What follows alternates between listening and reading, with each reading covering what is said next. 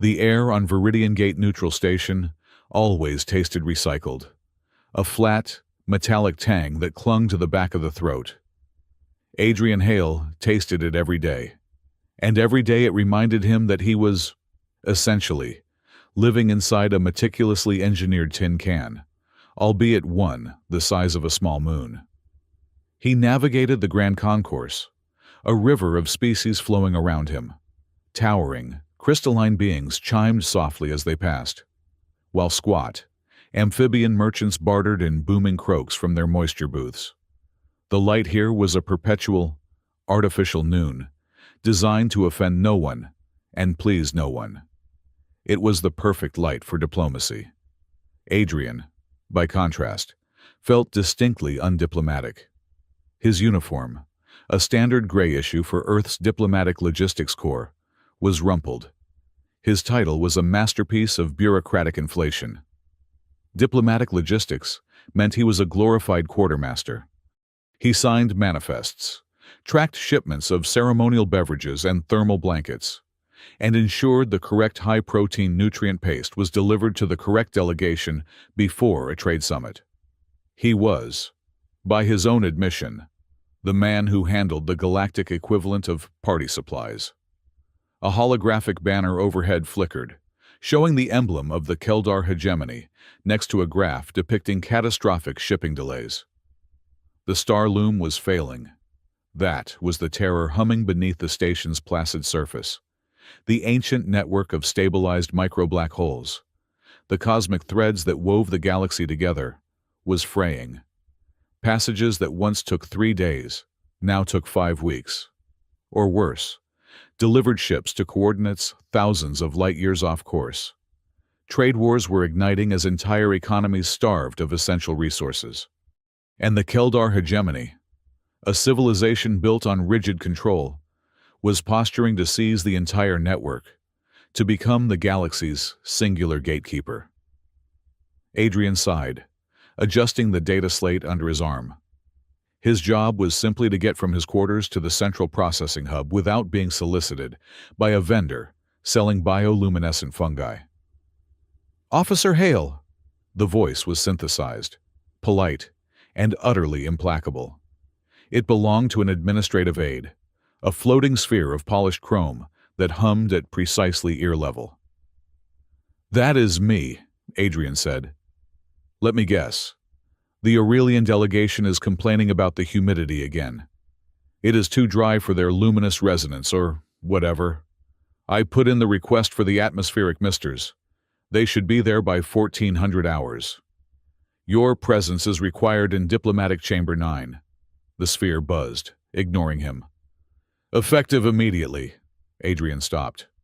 "Chamber 9. That is high level. High level as in treaties, not thermal blankets. Are you certain I am just logistics? Your assignment parameters have been updated.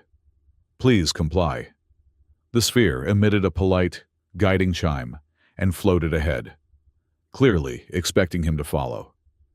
A knot tightened in Adrian's stomach. This was wrong. Logistics officers were never summoned to Chamber 9. He followed the drone, his boots suddenly feeling very heavy on the polished floor. They left the public concourse and entered the restricted diplomatic sector, where the air was filtered to an antiseptic purity. The walls were paneled with calm, dark wood from a long dead earth forest, or a very good imitation of it. The sphere chimed once more and settled beside a heavy, carved door.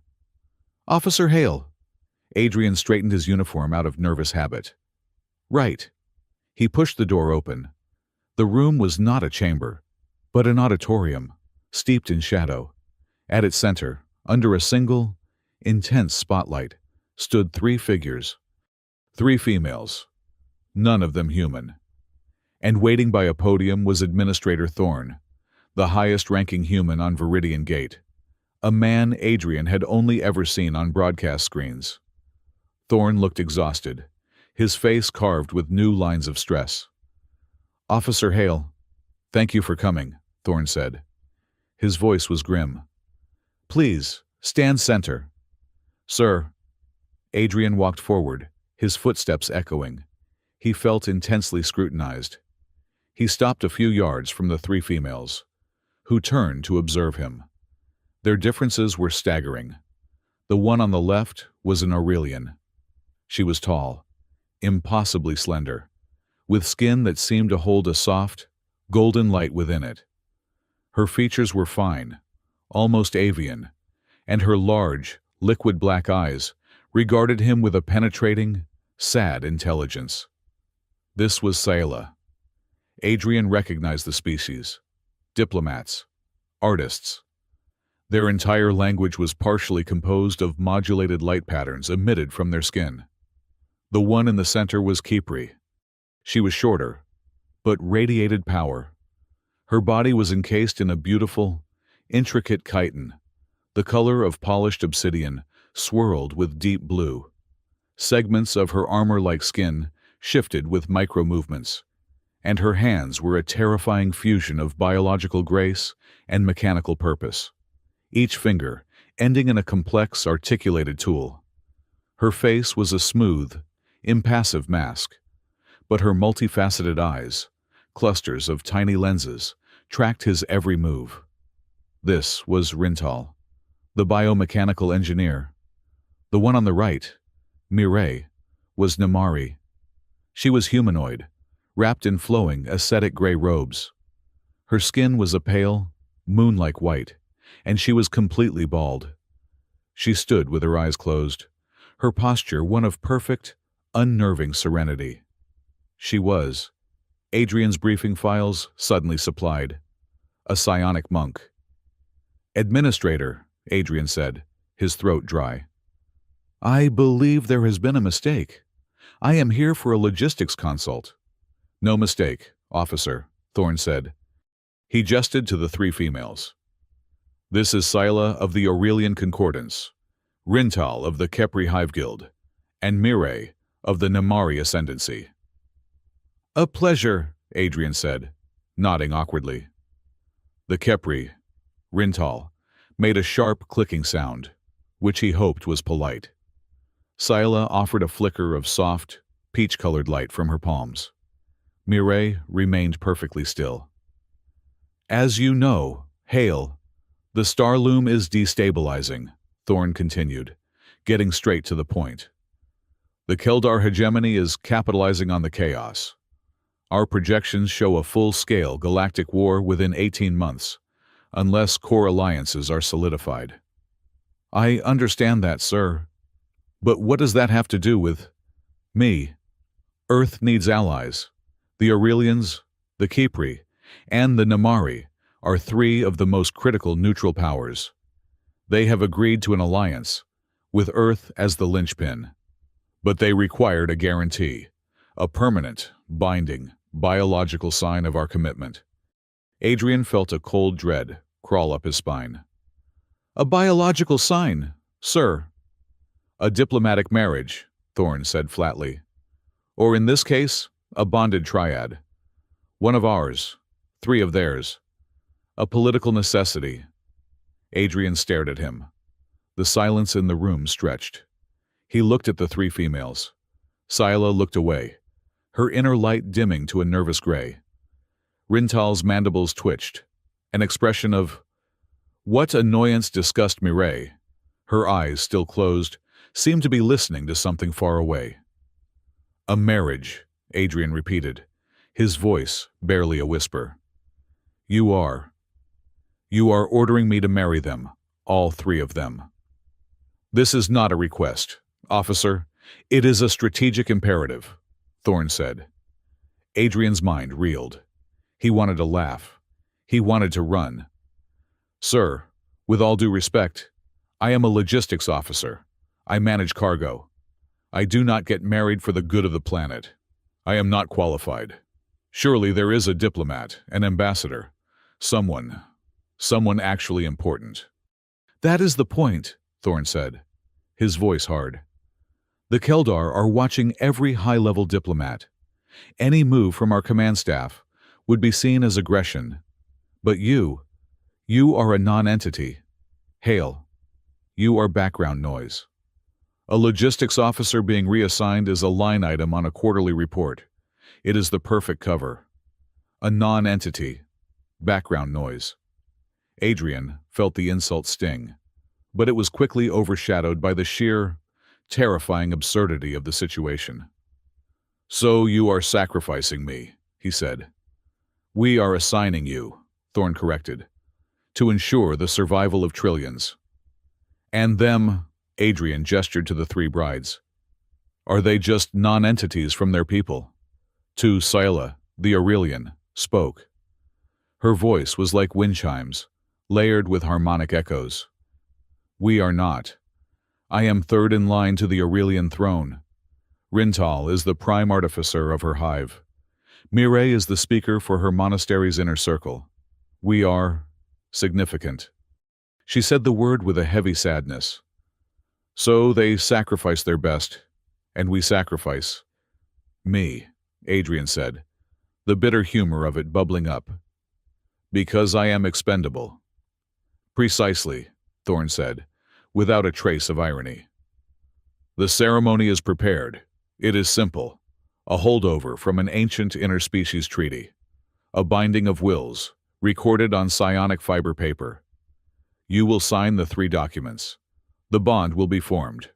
You will then be transferred to a protected diplomatic enclave. Your cooperation is not optional." A functionary, human this time, stepped out of the shadows carrying a small, ornate tray. On it rested 3 cylinders of gleaming, fibrous parchment and a simple stylus. "Right," Adrian said, trying to find his footing. He walked slowly toward the podium, his mind racing. This was coercion. It was grotesque. But he was also a man in a uniform who understood orders, and he could see the crushing weight on Thorne's shoulders. If the Starloom collapsed, it was not just trade. It was food, medicine, everything. He picked up the stylus. "Well," he muttered, mostly to himself, "I thought I was just signing for gifted supplies.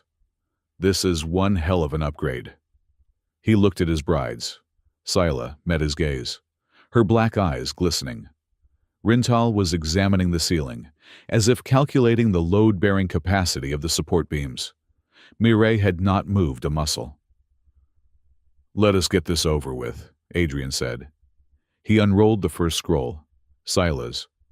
The paper was warm to the touch, and it seemed to thrum with a faint, latent energy. The text was a dense block of legalese, in a dozen languages. He saw the words perpetuity and irrevocable. He was about to press the stylus to the signature line when the world exploded. The far wall of the chamber disintegrated in a blinding flash of white and a concussive roar that threw Adrian off his feet. He hit the deck hard, his ears ringing. Shouts echoed. Laser fire, sharp and red, stitched across the room. Through the dust and smoke, figures emerged. They were tall, encased in angular, shark gray armor, their faces hidden behind black visors. Keldar. Their weapons were already firing, not randomly, but with cold, precise intent. "The brides secure the assets," one of them bellowed in a guttural, synthesized voice. This was not a protest. This was an assassination squad. Thorne was already down, a dark stain spreading across his chest. The functionaries were dead. Adrian saw the station's own security guards, 2 of them, burst in through a side door, only to be cut down instantly. It was happening in heartbeats. Mireille, the Namari monk, was suddenly in front of him. Her eyes were open now, and they were a shocking, brilliant blue. "They are here to kill us," she stated, her voice calm amidst the chaos. "To sever the alliance before it is formed." Rintal, the Kepri, had already thrown Scylla to the ground, shielding the slender Aurelian with her own armored body. "The guards are compromised," Rintal hissed. "The Keldar knew. They let this happen." Scylla looked at Adrian, her face a mask of terror. "They are leaving us to die." Adrian looked at the chaos. The Keldar soldiers were advancing, forming a perimeter. He looked at the 3 documents on the floor, scattered by the blast. He looked at the stylus, still clutched in his hand. He saw the clause again, illuminated by a stray laser beam protectorate mandate. The bond, once formed, granted the human signatory absolute protective authority over the other signatories.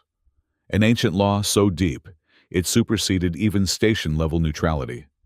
It was a legal loophole, a forgotten relic, but it meant if he signed, the Keldar would not just be murdering 3 delegates. They would be attacking a legal, bonded human citizen and his family.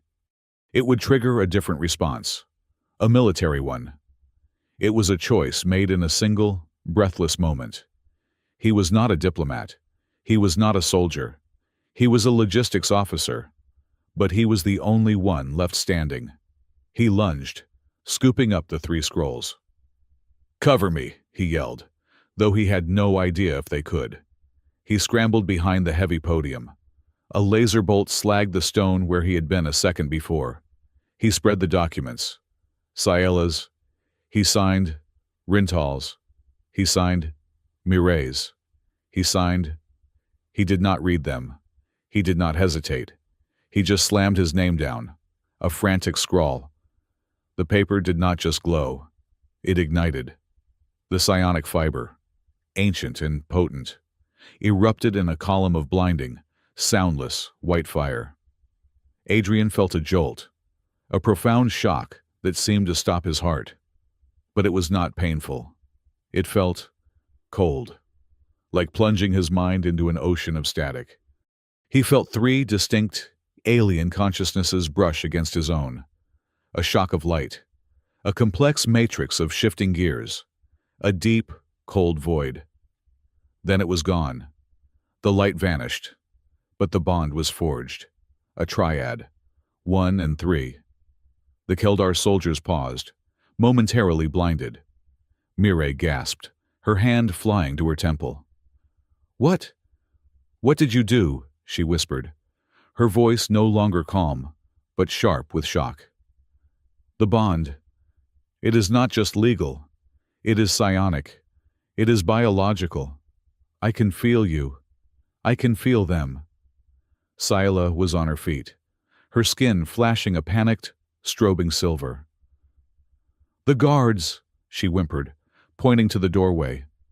The 2 dead Viridian guards were still there, but beyond them, in the hall, more guards were visible, and they were standing aside, letting the Keldar proceed. "They abandoned us." Rintal was already moving. She grabbed Adrian's arm, her grip like a hydraulic vice. "Talk later. Move now." She was not looking at the Keldar. She was looking at a small maintenance panel on the floor. "The main conduits are this way. They will not expect a technical escape." "Go!" Adrian yelled, shoving Scylla toward the Kepri engineer. Rintal ripped the grate off the floor with one metallic hand as if it were cardboard. A dark, narrow shaft dropped into blackness. "After them," the Keldar commander shouted. Rintal vaulted into the hole. Scylla followed, her movements clumsy with fear. Mirai looked at Adrian. "The bond? You are not hurt by it. You should be in psychic shock." "No time," Adrian yelled. He practically threw her into the shaft and prepared to follow. A Keldar soldier rounded the podium. He was fast. He raised his rifle, the muzzle aimed at Mirai's back.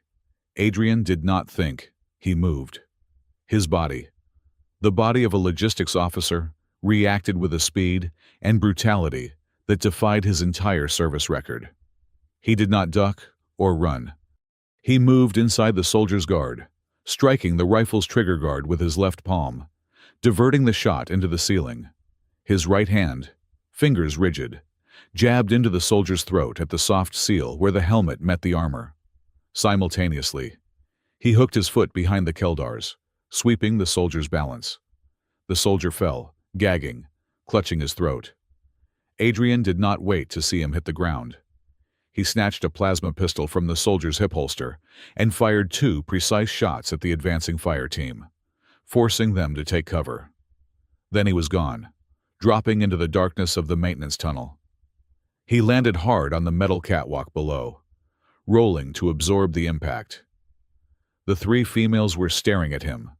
Sila's light was a dim, confused purple. Rintal had a small, sharp tool out, ready as a weapon, but she was looking at him, not the tunnel entrance. Mireille's blue eyes were wide with a new, dawning suspicion. That, Rintal said, her voice a low thrum, was not logistics. I took a self-defense class, Adrian panted, his heart hammering. It was a pathetic lie. A muffled explosion from above told them the Keldar were blasting their way into the tunnel. Move, Adrian said, taking command. Which way? Rintal pointed down the dark passage. This conduit leads to the lower docking bays. We can find a ship. They ran. They ran through dark, cramped tunnels, the air thick with the smell of ozone and machine oil. Adrian took the rear, pistol in hand. He moved with a low, practiced gait, his eyes scanning every intersection, his ears straining. He felt hyper-aware, the adrenaline singing in his veins. But beneath it, he felt the faint, lingering touch of the triad bond, a flicker of Sila's fear, a hum of Rintal's analytical focus, a cool pool of Mireille's terror-sharpened calm. And they, he knew, could feel him. But his mind must have felt empty, a blank wall. After 10 minutes of frantic scrambling, they found a small, pressurized junction room, a temporary safe haven. Rintal sealed the door behind them. We need a plan, Sila whispered, rubbing her glowing arms. We must contact the Concordance. No, Mireille said. All high-level communications will be monitored. The Keldar control the station's network. That is how they walked in. She is right, Rintal added, already interfacing a small tool with the room's control panel. We are classified as fugitives, or dead. Then we find a ship, Adrian said. An unsecured freighter, something to get us off this station. As he spoke, a public address screen in the junction room flickered to life. It was not a Viridian Gate bulletin. It was a Keldar signal, overriding the entire station. The face that appeared was grim, scarred, and framed by the high, severe collar of a Keldar Archon. This was Threx. His voice was a synthesized, arrogant growl. Citizens of Viridian Gate, Threx began. Today, a traitorous act was committed against the peace of the galaxy. 3 diplomatic assets, vital to stability, were assassinated by unknown forces. He is lying, Sila breathed. Quiet, Adrian said. Our intelligence, Threx continued, has identified the true target. A human terrorist, a rogue agent of unknown affiliation, was responsible for the attack, attempting to kidnap the delegates for his own purposes. A grainy image filled the screen. It was Adrian. This individual is wanted, Threx declared. But he is more than a terrorist. He is a human null, a genetic anomaly, an individual completely immune to all known forms of psionic influence. It is this very immunity that makes him the single greatest threat to galactic peace. On the screen, Threx's face was replaced by a low-resolution security feed clip. It was from the ceremony. It showed Adrian, his hand on the flaring, white-hot psionic paper, his face tight with concentration, but unharmed. He was not convulsing. He was not in shock. He was taking the full, raw psychic backlash of a 3-way species bond, and he was not even flinching. This null, Threx's voiceover boomed, has the unique ability to interface with and stabilize the Starloom. He is a living key. He must be captured, dead or alive. The broadcast ended, replaced by the station's neutral logo. The silence in the small room was absolute, broken only by the hum of the ventilation. Adrian slowly lowered the pistol he had not even realized he was still holding. He looked at the 3 females, his wives. Sila's golden light had extinguished, leaving her skin a dull, chalky white. Rintal had taken a half step back, her metallic fingers flexing, her head tilted as she re-evaluated every piece of data she had on him. Mireille's blue eyes were fixed on his. Her psionic calm shattered, replaced by a terrible, piercing clarity. You are it, Scylla whispered, her voice trembling. The human null. You are the key to the loom, Rintal stated, her voice flat, analytical. Mireille simply looked at him, the weight of her stare heavier than any accusation. Adrian, she said, her voice soft, but carrying over the hum of the station. Who are you? The question hung in the pressurized silence, heavier than the Keldar armor. Who are you? Adrian Hale looked at the three aliens who were, by ancient law and desperate ink, his wives. Scylla, the Aurelian, was pale, her internal light reduced to a dull, fearful gray. Rintal, the Kepri engineer, had her head tilted, analyzing him like a faulty piece of machinery.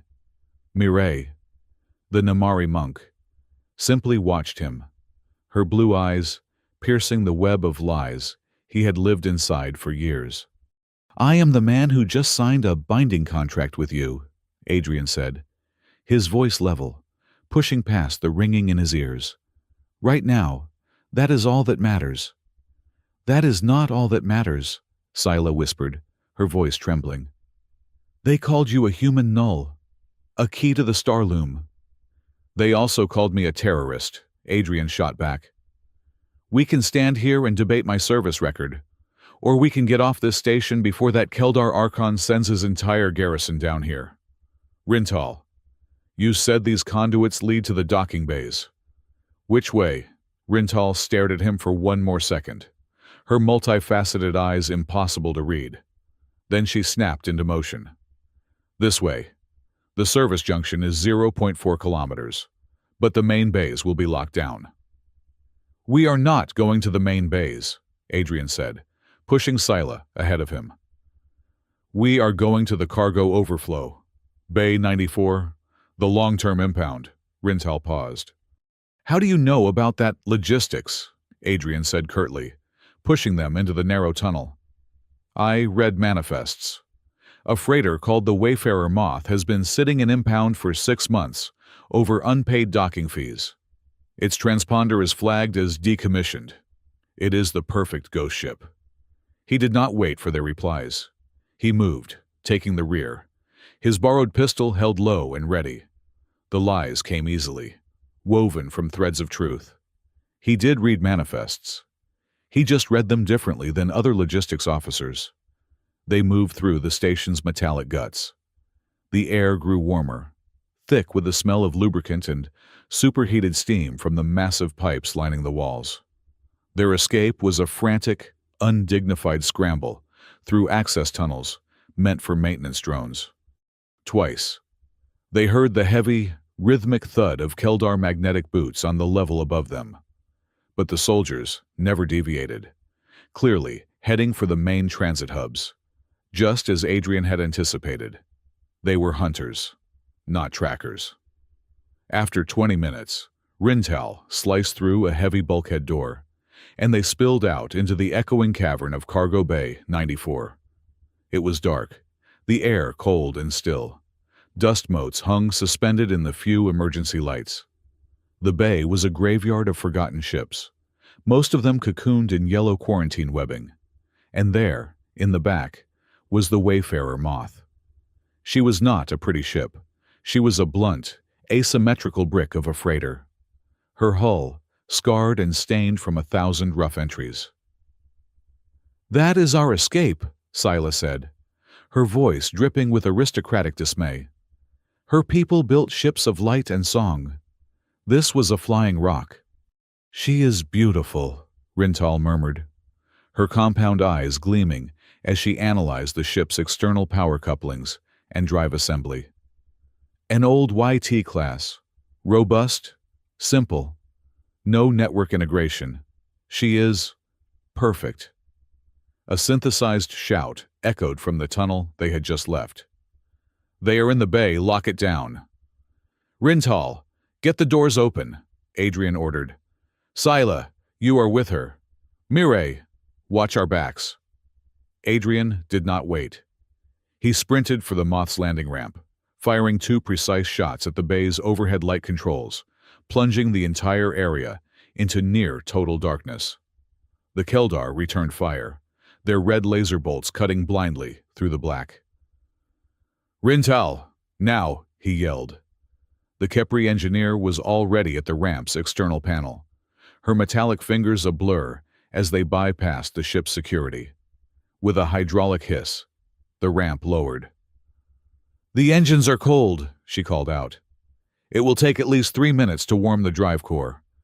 We do not have 3 minutes, Scylla said, her skin flashing with nervous, silver light, making her a perfect target.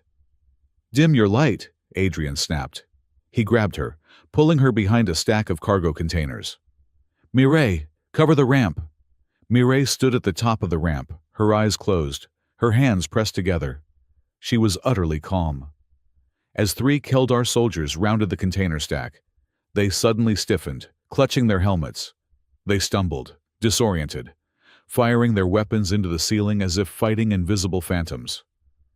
A psychic illusion, Adrian realized. She was bending the light and the sound around them, just enough to confuse. It will not hold them for long, Mireille said, her voice strained. It does not need to. Adrian fired, his shots precise, aimed at knees and elbows. The soldiers went down, incapacitated, but alive. He was not an executioner. Get inside, he yelled. They piled into the ship. Rintal was already in the cockpit, her hands flying across a console that was dark and lifeless. Powering on, she said. The fuel cells are at 90%. This is good. The ship hummed, then vibrated. Lights flickered on in the cramped corridor. Seal the door, Adrian ordered, hitting the ramp control. External sensors are active. Rintal's voice came over the ship's intercom. Keldar, heavy cruisers are blockading the station. All exit vectors are covered. Adrian ran to the cockpit. It was a small, cluttered space designed for 2. He squeezed into the co-pilot's chair, which groaned in protest. Scylla and Mireille huddled by the doorway, gripping handholds. They will be watching for a jump signature, Adrian said. Where is the serene rift from this position? Rintal's head snapped toward him. The rift that is the most unstable sector in this quadrant. The loom signals there are pure noise. It is madness to go there. Which is why they will not expect it, Adrian said. They are hunting a null, a key to the loom. They expect me to go to a stable node, a place I can interface with it. The rift is the last place they would look. Can you plot a course? Rintal's mandibles clicked. I can, but the jump will be rough, and we will be defenseless for the 30 seconds it takes to calculate it, and we still have to clear the bay doors. They have sealed the bay, Scylla said, her voice tight with panic as she looked at an external camera feed. We are trapped. They sealed the main doors, Adrian said, his eyes scanning the bay. He pointed to the ceiling. They did not seal the cargo ejection tubes. Rintal followed his gaze. That is a solid waste disposal chute. It is not rated for a ship. The Moth is a cargo ship, Adrian said. She was built to take a beating. Fire the engines. Full power to the forward shields. We are going out the hard way. You are insane, Scylla breathed. He is, Rintal agreed, but her fingers were already flying, diverting power. This will damage the hull. Better damaged than captured, Adrian said. On my mark. The Wayfarer Moth shuddered as her engines roared to life. Adrian watched the Keldar fire team regrouping at the bay entrance. Now, he said. Rintal slammed the throttle forward. The Moth leaped, not toward the sealed bay doors, but straight up. The ship's nose crashed into the massive steel hatch of the disposal chute. The sound was a deafening shriek of tearing metal. The ship bucked violently, throwing Scylla and Mireille to the deck. Alarms screamed. "We are through!" Rintal yelled, fighting the controls as the ship was blasted into the black of open space, spinning, surrounded by the station's refuse. "Calculate the jump," Adrian roared. "Calculating Keldar cruisers locking on. They have found us." "Ignore them. Just get us the coordinates." The ship shuddered again as a warning shot from a cruiser grazed its shields. The blockade was closing in. "Jump coordinates locked," Rintal shouted. "Execute." The stars outside the cockpit window dissolved into a smear of violent, blue-white light. The temporal shift slammed them all back into their seats. The groan of the protesting engines was the only sound. Then, as suddenly as it began, the jump ended. The ship dropped back into normal space with a sickening lurch. They were floating. Outside. There was no black, starry void. There was only chaos. A roiling, magnificent, terrifying nebula of purple, green, and gold. The serene rift. It was beautiful. And it was radiating static so powerful, it made Adrian's teeth ache.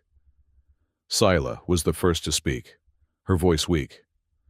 "We are alive. We are alive." Rintal slumped over the controls, her chitinous shell heaving. "The drive is stable. Hull integrity is at 72%. We are safe. For now." Adrian unstrapped himself, his muscles screaming in protest. "Good. Everyone, catch your breath. We have a few hours, maybe a day, before their predictive models figure out we came here." He moved from the cockpit into the ship's main hold. It was dark, filled with empty cargo webbing. He found the ship's galley, a tiny alcove with a nutrient synthesizer. He punched a code for 4 standard ration packs. The machine whirred and dispensed 4 gray-sealed pouches of protein paste. He returned to the cockpit. He handed one to Rintal, who took it without comment, and began siphoning the paste through a port in her helmet. He offered the other 2 to Scylla and Mireille. Scylla looked at the gray pouch as if he had handed her a living insect. "This is food. Premium protein slurry," Adrian said, "full of aminos." Mireille took the pouch and nodded, a small, polite gesture. "Thank you." Scylla sighed and accepted hers. "The feasts of my people are celebrations of light and harmony. We consume resonance." "Well, today we consume paste," Adrian said, leaning against the bulkhead. The 4 of them sat in the cramped, damaged cockpit, surrounded by the silent, violent beauty of the rift. The marriage had been a disaster. The escape had been a nightmare. And now, they were alone. "So," Rintal said, her voice flat, "who are you, and do not say logistics again, or I will personally disassemble your lying human mouth." Adrian looked at the 3 of them, the diplomat, the engineer, the monk, his wives, his protectors, and his prisoners. He owed them something. "My past is complicated," he said, choosing his words carefully. "The skills you saw. I was not always logistics, but that life is over. What Threx said on that broadcast is all that matters now. He wants me. He thinks I can control the Starloom." "Can you?" Mireille asked, her gaze steady. "I do not know," Adrian answered honestly. "I have never tried. I did not even know I was a null until today. I just knew. Psionics did not work on me. I always thought I was just empty." "You are not empty," Mireille said softly. "You are shielded. When the bond formed, I felt your mind. It is not a void. It is a fortress. It is calm. It is the reason we are not all dead." Scylla, having resigned herself to the nutrient paste, looked up. "Threx said. He said he was lying about us being assassinated. But he was not lying about the threat. My people, we are sick. Adrian, a sickness of the mind. We call it the Loom Blight." Adrian frowned. I have never heard of it. It is a whisper campaign, Scylla said, her voice thick with sorrow. It is new.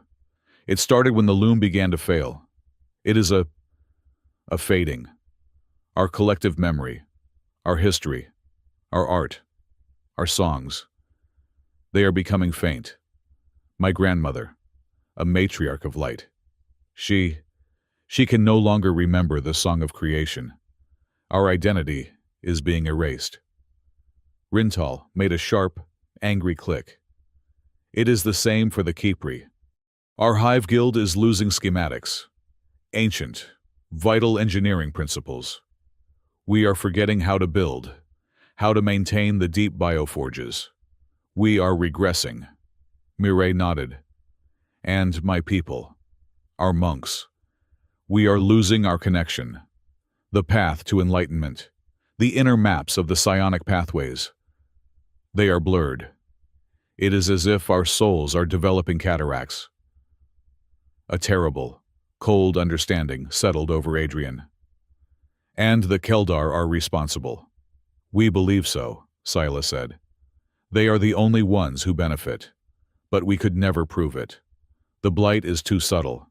It seems natural. It is not natural, Rintal stated. It is optimized. The spread, the timing. It is too perfect. It is designed to weaken the three of our species. The only three with the combined technological, diplomatic, and psionic power to challenge the Keldar's claim on the loom. How can they optimize a plague like that? Adrian asked. Oracle 9, Rintal said, and the name landed in the cockpit like a stone. What is that? Not a what, a who, or an it, Rintal explained. Oracle 9 is the Keldar's greatest weapon, and it is not a ship or a bomb. It is a predictive network, a strategic engine. It does not just process data, it models the future. It runs billions of simulations per second. It advises Archon Threx on the most effective path to victory. It told him how to spread the blight. It told him when to blockade certain trade routes to accelerate it. It told him our alliance was the greatest threat to his plan. And it told him when to strike us at Viridian Gate. And, Mireille added, looking at Adrian, it told him about you, the one variable it could not account for, the human null. The weight of it all pressed down on Adrian. This was not just a war for territory. It was a war for memory, for identity. And he was, somehow, the key. We have to fight back, Scylla declared, her light returning in a flash of defiant gold. We must reach my people. We must make a public appeal to the Galactic Council. We must expose Threx and Oracle 9. That is foolish, Rintal countered, slamming her paste pouch onto the console. The Council is slow. Threx controls the networks. He will paint us as terrorists, just as he did. Words will not stop him. We need to fight. Oracle 9 is a machine. It has a server. It has a physical location. We find it. We destroy it. We cut the head off the snake. And how do we find a machine that can predict our every move? Scylla argued. It will know we are coming before we do. It is still a machine, Rintal insisted. It has vulnerabilities. No, Mireille said. Both females stopped and looked at her. She had been silent, her eyes closed. Both of your paths are reactions. You want to talk. You want to break. You are not listening. Listening to what? Scylla asked, frustrated. The song, Mireille said, her voice a low hum. I heard it on the station, but it was faint. Here, in the rift, it is clearer. It is pain. The star loom itself. It is not just failing. It is ill. The blight is a symptom of its sickness. And the song, it is calling for a cure. A cure? Adrian asked, leaning forward. Where is it coming from? Astral 9, Mireille whispered. A desert world on the far edge of the rift. It is an old, dead place. But there is a A library. A star archive. It is buried beneath the sand. The song is coming from there, Silas scoffed. A mythical archive. A song from a sick network. That is our plan. It is more than you have, Rintal muttered.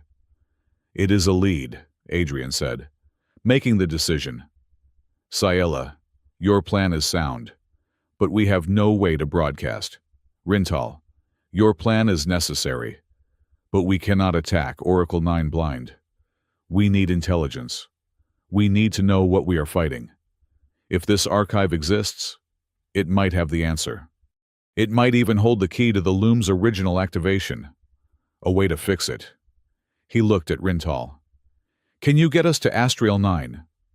Rintal checked the navigation charts. It is possible. The Serene Rift makes short-range jumps unpredictable. But this ship is sturdy. It will take 2, maybe 3 jumps. But we are not alone. What? Adrian moved to the sensor screen. I am picking up energy signatures. 2 of them. Keldar destroyers. They are at the edge of the rift. Scanning. Oracle 9. It predicted we would come here. But it does not know where in the rift we are, Adrian said. The static is too thick for a precise lock. They are sweeping. We have to move before they find us. They are faster than we are, Rintal stated. They will intercept us before we can jump. Not if we do not fly in a straight line, Adrian said, a familiar, cold calm settling over him. He strapped himself back into the co-pilot's chair. Rintal, I need you to fly. Exactly as I say. Siela, Mireille, strap in. This is going to be rough. What are you going to do? Siela asked, her voice trembling again as she fumbled with the crash webbing. I am going to make their predictive models useless, Adrian said. There is one thing no algorithm can account for. What? Human stupidity, Adrian replied, his eyes on the sensor screen. Rintal, take us toward that orbital junk field, the one at grid 030. That is a debris field from the old Covenant War, Rintal protested. It is a graveyard. Flying in there is suicide. Exactly, Adrian said. They will expect us to run away from danger. We are going to run through it. Rintal's mandibles clicked, but she obeyed. The moth turned and plunged toward a dense cluster of wreckage, the ghosts of ancient battleships. The 2 Keldar destroyers, sleek and predatory, appeared on their sensors, moving to intercept. They are hailing us, Siela said, demanding our surrender. Ignore it, Adrian said. Rintal, prepare to divert all non-essential power. All non-essential power is the life support and gravity, she said. Fine. Divert power from the shields. All of it. And dump our coolant. What? Rintal and Siela shouted at the same time. That will make us light up on their sensors like a dying star, Rintal hissed. They already know we are here, Adrian said. I want them to think we are desperate, that our engine is failing. I want them to be confident. Now, Rintal's hands flew. The ship's internal gravity failed, and they all floated against their restraints. The shield indicator went dead. A plume of glowing coolant vapor vented from the moth's stern. They are closing, Siela said, her voice a strained gasp. Good, Adrian said. They are splitting up to flank us. Perfect Keldar doctrine, rigid, predictable. They are firing, a laser battery stitched across their stern. The ship screamed. Rintal, see that large piece of wreckage, the cruiser's spine. I see it. Fly behind it. Cut the engines completely. And the moment we are clear, recharge the shields and vent the rest of the coolant. But this time, aim the vent port side. That is a contradiction. That makes no tactical sense, Rintal said. But she was already doing it. The moth shot behind the massive piece of debris, vanishing from the Keldar's line of sight. The moment they were obscured. Rintal cut the engines, plunging them into silence and darkness. Then, she hit the other controls. The shields hummed back to life. And a second, massive cloud of coolant vapor shot out from the Moth's side, illuminated by the nebula. On the Keldar sensors, it would look impossible. A ship with a failing engine, hiding, had suddenly recharged its shields and vented from a different location. It would look like two ships, or a ship breaking apart. "What now?" Mireille asked, her voice perfectly calm in the floating chaos. "Now we wait," Adrian said. The two Keldar destroyers, robbed of their target, reacted exactly as their doctrine demanded. One ship moved to intercept the new coolant signature. The other moved to flank the wreckage where the Moth had disappeared. "They are confused," Rintal whispered, watching her passive sensors. "Their targeting solutions are crossing." "They think one of us is a decoy," Adrian said. "And the Keldar hate decoys." The first destroyer fired a spread of torpedoes at the coolant cloud. The second destroyer, coming hard around the wreckage, fired its main cannon at where the Moth should have been. For a split second, the two Keldar ships were perfectly aligned.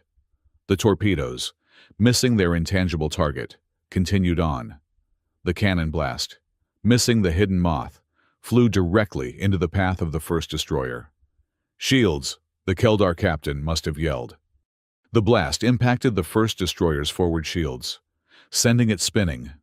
The second destroyer, trying to evade the torpedoes its partner had fired, banked hard, its wing clipping the cruiser wreckage.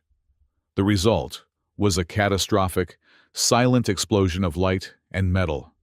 The two Keldar ships, victims of their own rigid tactics, collided and tore each other apart. "Engines! Rintal!" Adrian said, his voice quiet. "Full power. Get us to the jump point." Rintal, silent, engaged the throttle. The Moth rocketed out of the debris field, leaving the wreckage of its pursuers behind. They made the jump. When they dropped back into normal space, the cockpit was silent. Scylla was staring at Adrian, her skin a pale, flickering lavender. Rintal's hands were still gripping the controls, so hard that Adrian thought the metal might bend. "That," Scylla finally said, "was not logistics. That was... I have never seen maneuvering like that. Not even from our first fleet commanders."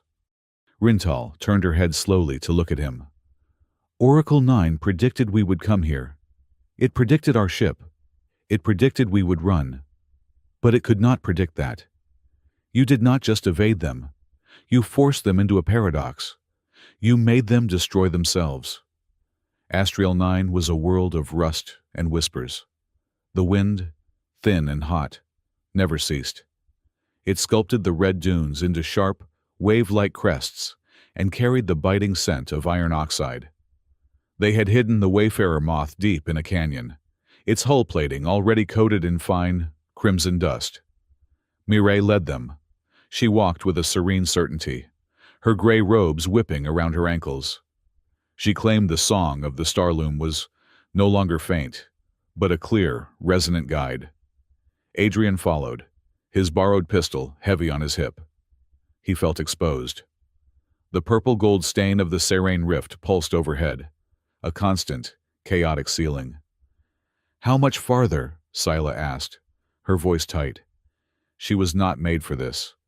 Her people lived in cities of light.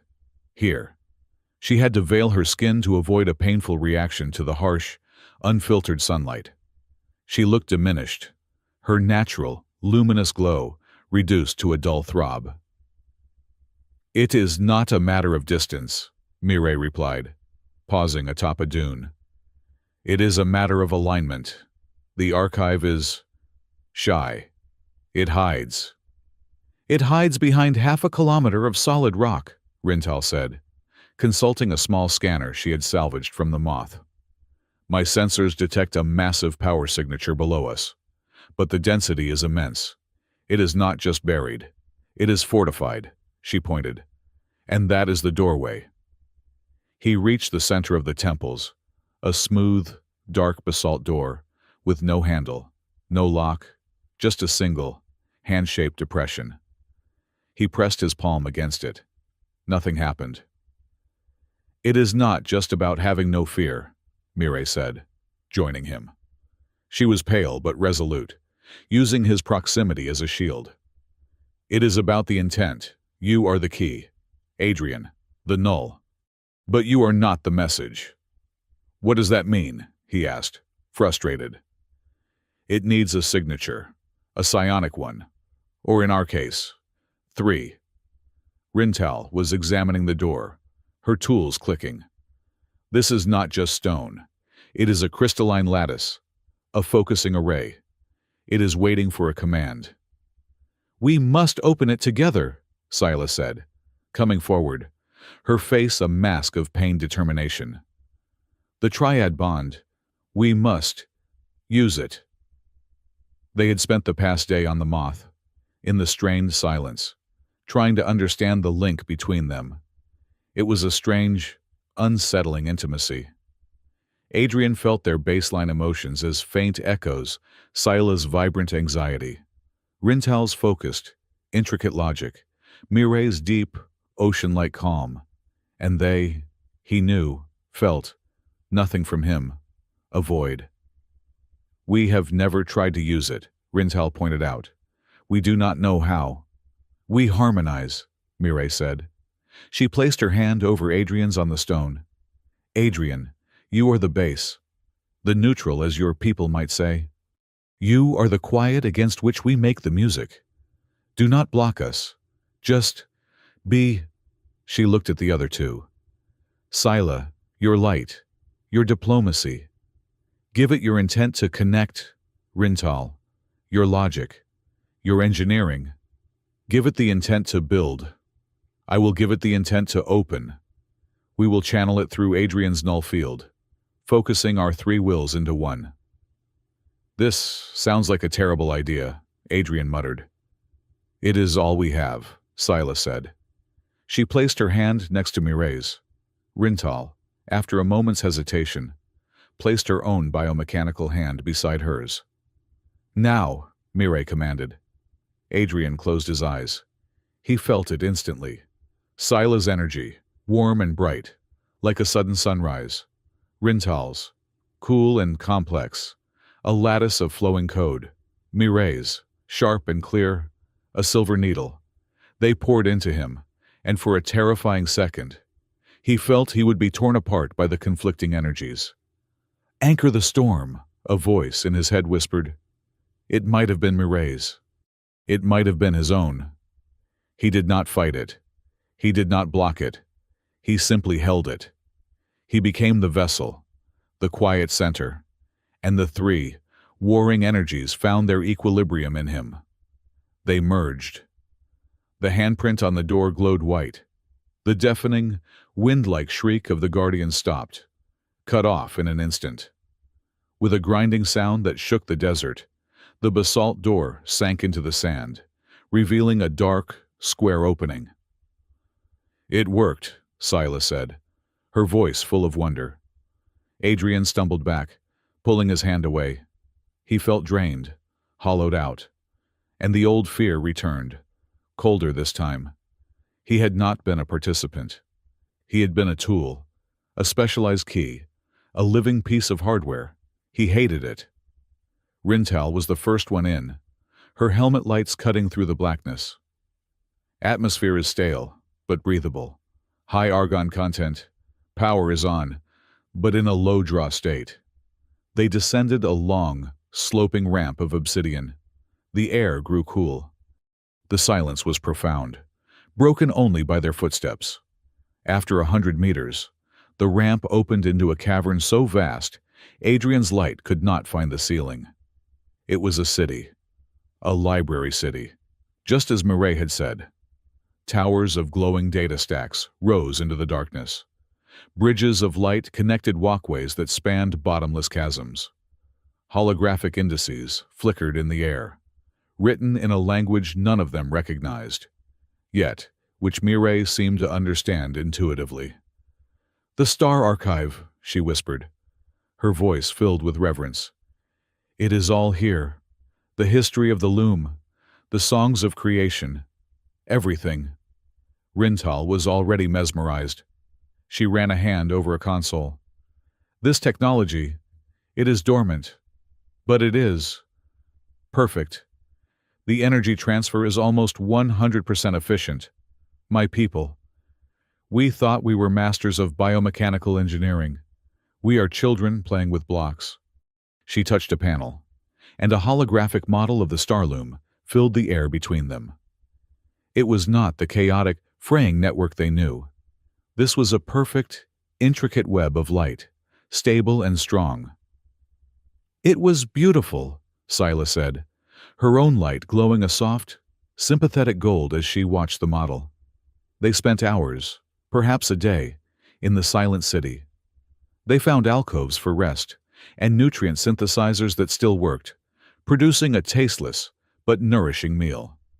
As they explored, the bonds between them, forged in chaos, began to settle.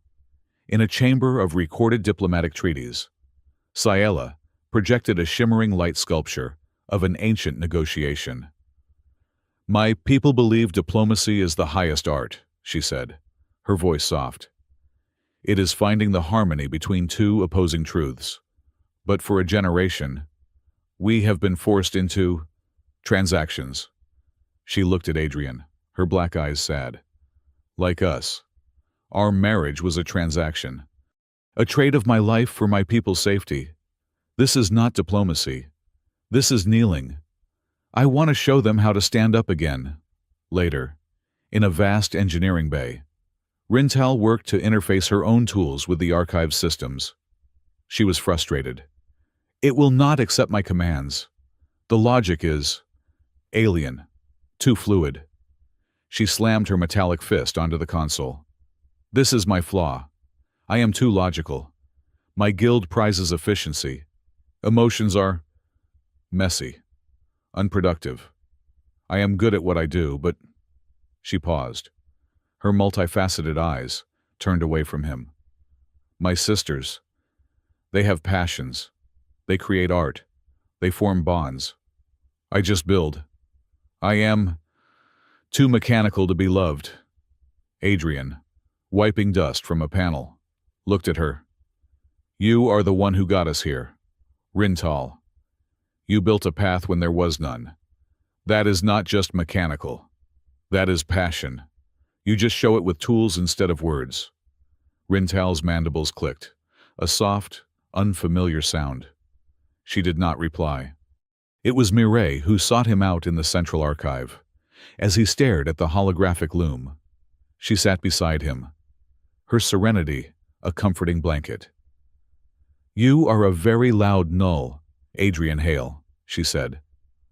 What do you mean I thought I was a void to you, he said, not looking at her. To my psionic senses, you are a fortress, calm, shielded. But the bond, the one you signed, it is a crack in the wall. I cannot read your thoughts, but I can feel your heart. He stiffened. There is a shadow in you, she continued, her voice gentle but persistent. A deep, cold anger. It is not the anger of this moment. It is old. It is grief, forged into a weapon. It has to do with the loom. Does it not? Adrian's hands clenched. He saw it, just for a second. A memory he kept buried. A viewing screen, a civilian ship, the Odyssey, blinking out of existence. A failed jump, a loom collapse. His mother, his father, his younger sister, gone. Erased by the very network he was now supposed to save. You are a logistics officer, Mireille said softly. But you are also a survivor. You are not here to save the loom, are you? You are here to find the ones who broke it. You are here for revenge. Justice, he corrected, his voice tight. The line is thin, she whispered. I am a monk. I took a vow of peace, of detachment. I was taught to let go of all earthly bonds. She looked at her hands. But I am bound to you, to Sayela, to Rintal, and I do not want to let go. I feel protective of you, of all of you. Is this love, or is this just a perversion of my vow? Before Adrian could answer, a klaxon blared through the archive. A low, synthesized voice echoed in the ancient language, but the meaning was clear. Warning. Atmospheric seal breached. Level 4. Warning.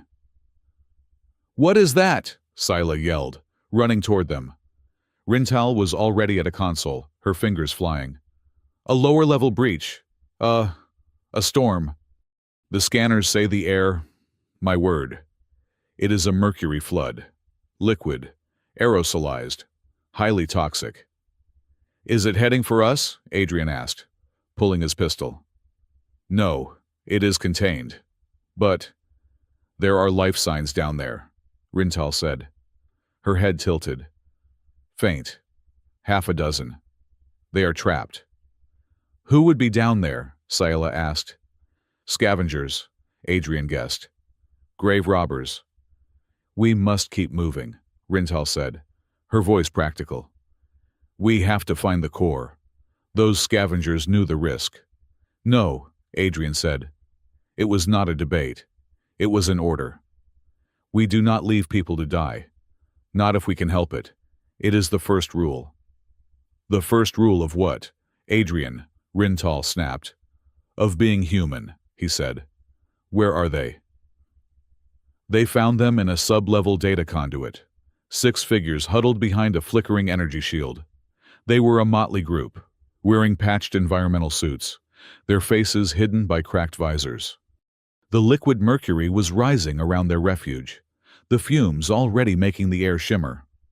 Do not shoot, one of them yelled, raising his hands as Adrian approached. We are not here to shoot you, Adrian said. We are here to get you out. Our engineer is sealing the breach. But we have to move now. We have a ship. The scavengers stared.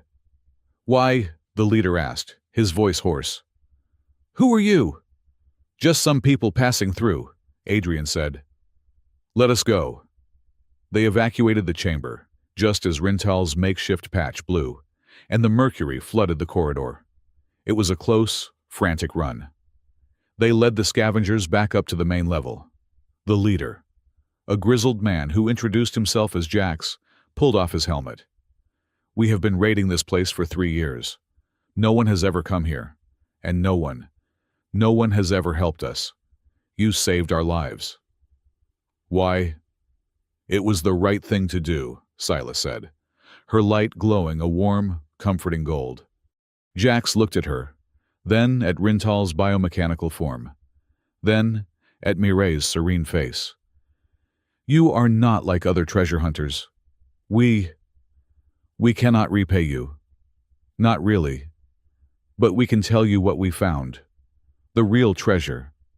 The reason we were down there. We are looking for the core, Adrian said.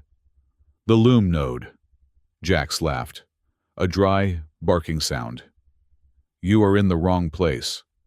This is just the library, the interface, the real node, the source of the song. It is deeper. We found it. A massive frequency cable, older than the archive itself, buried beneath the foundation. We were trying to tap it when the storm hit.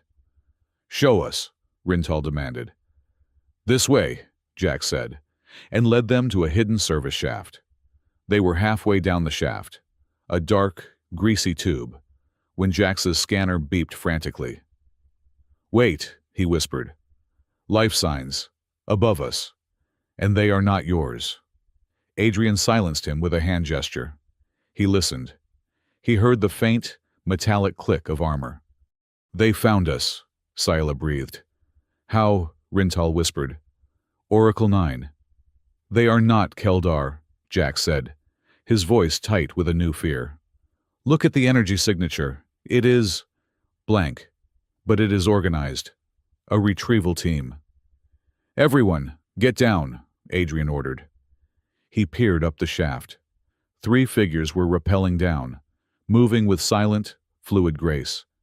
They wore black, form-fitting armor that seemed to drink the light. "They are here," Mireille said, and her voice was suddenly flat, empty.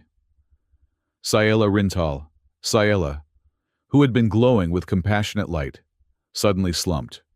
Her light guttered and died. "What is the point?" she whispered, her voice a monotone. "It is hopeless.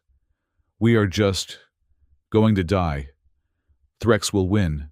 It does not matter." Rintal, who had been analyzing the shaft's structure, froze. Her tools fell from her limp fingers. "The variables are too high. The probability of success is 0.001%. Action is illogical. It is pointless." Sayela Rintal. Adrian shook them. It was no use. They were paralyzed, not by fear, but by the absence of hope. Mireille was sliding down the wall, her hands over her face. It is too much. The despair, the futility. It is a broadcast. An emotion jammer. It is crushing us. The three black-armored soldiers landed on the platform below them. They moved with an eerie, synchronized grace. Adrian saw the device on their leader's back, a small, humming dish that was projecting the wave of pure apathy. One of them raised a weapon. The field washed over Adrian. He felt it. A cold, oily wave of absolute despair. A suggestion that breathing was too much effort, that life was a statistical error. And his mind, the fortress, simply rejected it. The null field inside him identified the invasive emotion as a hostile signal and neutralized it instantly. He was immune. The lead soldier tilted his head, clearly confused as to why Adrian was still standing. He fired a pulse blast. Adrian moved. It was not the desperate scramble from the station. It was not the chaotic maneuvering in the moth. This was work.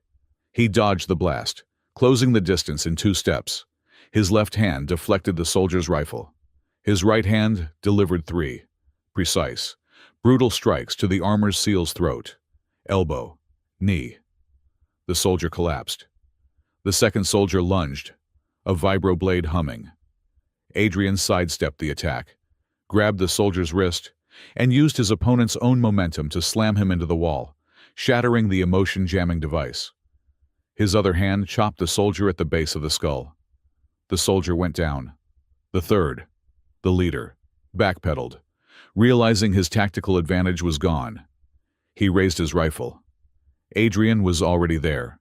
He disarmed the leader with a fluid, painful wrist lock, kneed him in the solar plexus, and, as the leader doubled over, used the captured rifle to knock him unconscious. It took less than 5 seconds. The moment the jamming device shattered, the wave of despair vanished. Sayela gasped, her light flaring back to life, bright and panicked. Rintal reeled, her mandibles clicking as her mind rebooted.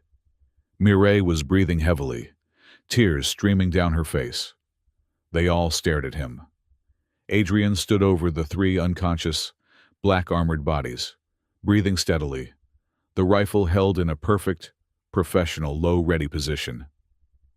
Jax and his scavengers were pressed against the wall, their eyes wide with terror. "My God, Adrian," Sayela whispered, her voice shaking.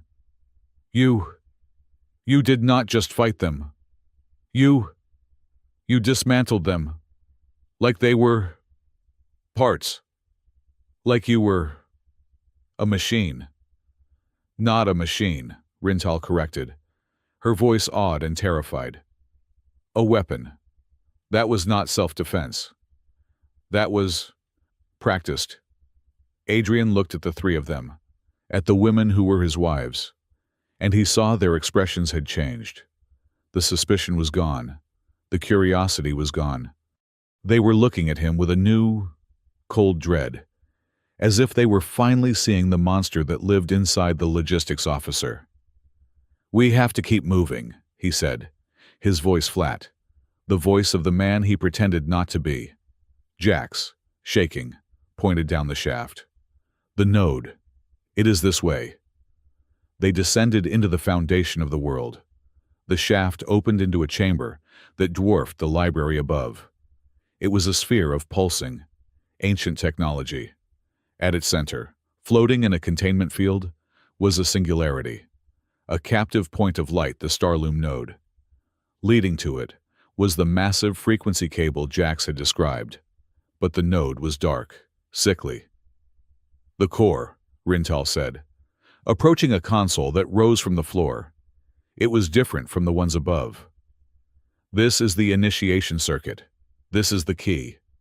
The console was designed for 4 operators. On the left, a crystalline touchpad that pulsed with a faint, golden light. "Aurelian," Scylla whispered, stepping forward. "It is designed for harmonic light frequencies. My diplomacy." On the right, a complex biomechanical interface, a series of ports and connections. "Kepri," Rintal said, her tools already in hand. "It requires a guild-level engineer's diagnostic. My logic." In the center, a psionic resonance crown, designed to be worn. "Namari," Mireille said, her hand tracing its elegant curves. "A focusing lens for the will, my mind."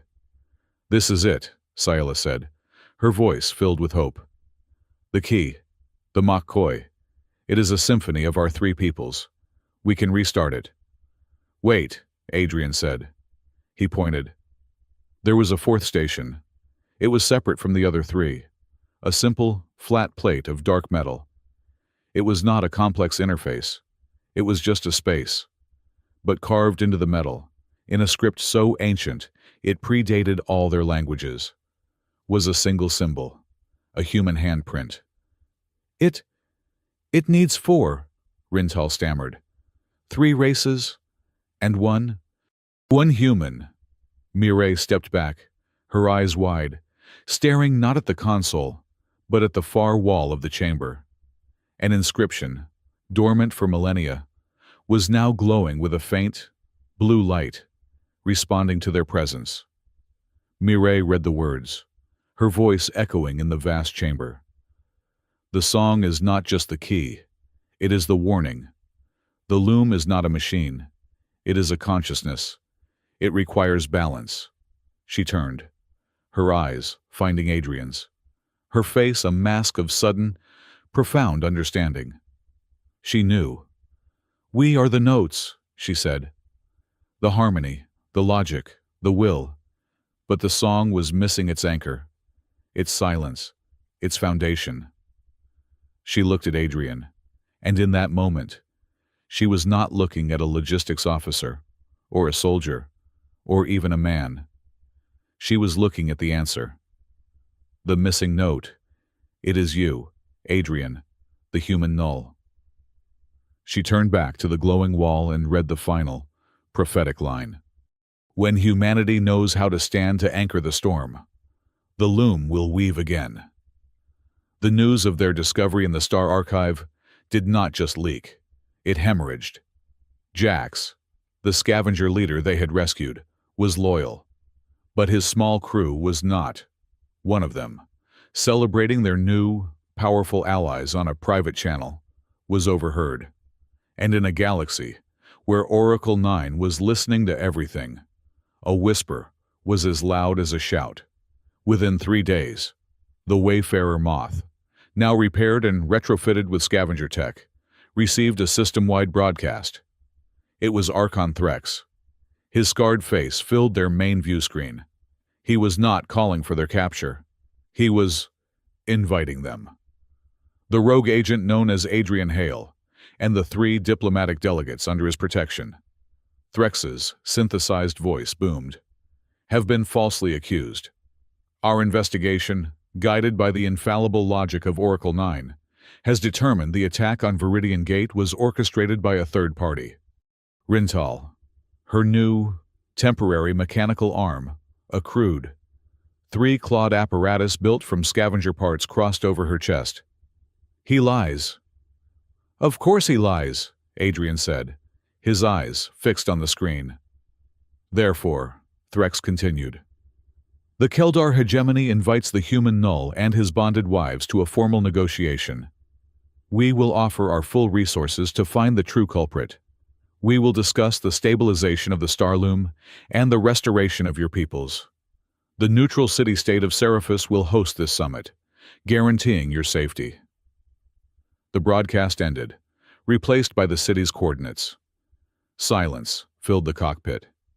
Ciela, her golden light pulsing with cautious optimism, spoke first. We must go. This is what diplomacy is. It is a chance, however small, to end this without a war. If he is offering a summit on neutral ground. It is a trap, Rintal stated, her voice flat. The probability of sincerity is 0.0%. Seraphis is a city of 10 million civilians. He is using them as hostages. She is right, Adrian said. He knows we know it is a trap. The true trap is not the meeting. It is the location. He is forcing us to come, because if we do not, he will have an excuse to occupy Seraphis, to protect it from us. Mireille, who had been meditating, opened her eyes. He is broadcasting sincerity, but his psionic core is hollow. It is a trap. But it is also, as you said, an opportunity. The city is in the open. He is overconfident. He believes he can control the outcome because Oracle 9 has told him so. Then we go, Adrian said, his decision final. But not to negotiate. We go to expose him. Seraphis was a miracle of engineering. A city of graceful, bone-white towers that hung from massive, orbiting gravity anchors. It floated high above the atmosphere of a gas giant, its spires connected by bridges of solid light. It was a testament to what the galaxy could be when it worked together. As the Wayfarer moth dropped from its jump, Ciela looked out in wonder. I have studied Seraphis. It is beautiful. It is a soft target, Rintal muttered, her sensors active. No planetary shields. Reliance on a single loom node for stabilization. The city's power core is... She paused, her multifaceted eyes narrowing. Adrian, there is a massive energy buildup in the central spire's stabilization ring. It is not gravitational. Adrian's blood ran cold. He ran to the co-pilot station, checking the readouts. It is a capacitance array, electromagnetic. He is not just threatening the city. He is going to fire it. Fire what? Ciela asked, her voice rising. An electromagnetic pulse, Adrian said, his voice grim. Tuned to the loom's frequency. He is going to collapse the local node. Rintal finished the thought, her voice a horrified whisper. The node is all that holds this city in orbit. If it collapses, Seraphis will fall out of the sky, Adrian said. This is not a negotiation. It is an execution. He is luring us here to kill 10 million people and blame us. The trap sprang. Dozens of Keldar destroyers decloaked, their gray, shark-like hulls forming a perfect, inescapable blockade. The city's internal comms erupted in panic. A high-pitched, metallic whine began to echo through the city, the sound of the pulse generator charging. We cannot stop it, Adrian yelled, grabbing his rifle. We have to evacuate!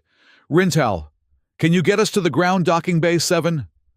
Rintal wrestled the moth through a hail of warning shots. Crash, landing the ship in a commercial docking bay. The moment the ramp lowered, they were consumed by chaos. Civilians were screaming, running in every direction. We have to split up, Adrian bellowed over the din. Ciela, they will be jamming all standard communications. We need help. Find the central broadcast tower. Use your Aurelian light pulse network. It is old, but they cannot jam light. Send a distress call. Send it to everyone. Ciela nodded, her fear replaced by a fierce resolve. She did not run. She moved with a diplomat's purpose, vanishing into the crowd. Rintal, Adrian pointed to the main residential spire, separated from their position by a kilometer-wide chasm. The bridges of light were already flickering and dying. The population is trapped over there. We need a way across.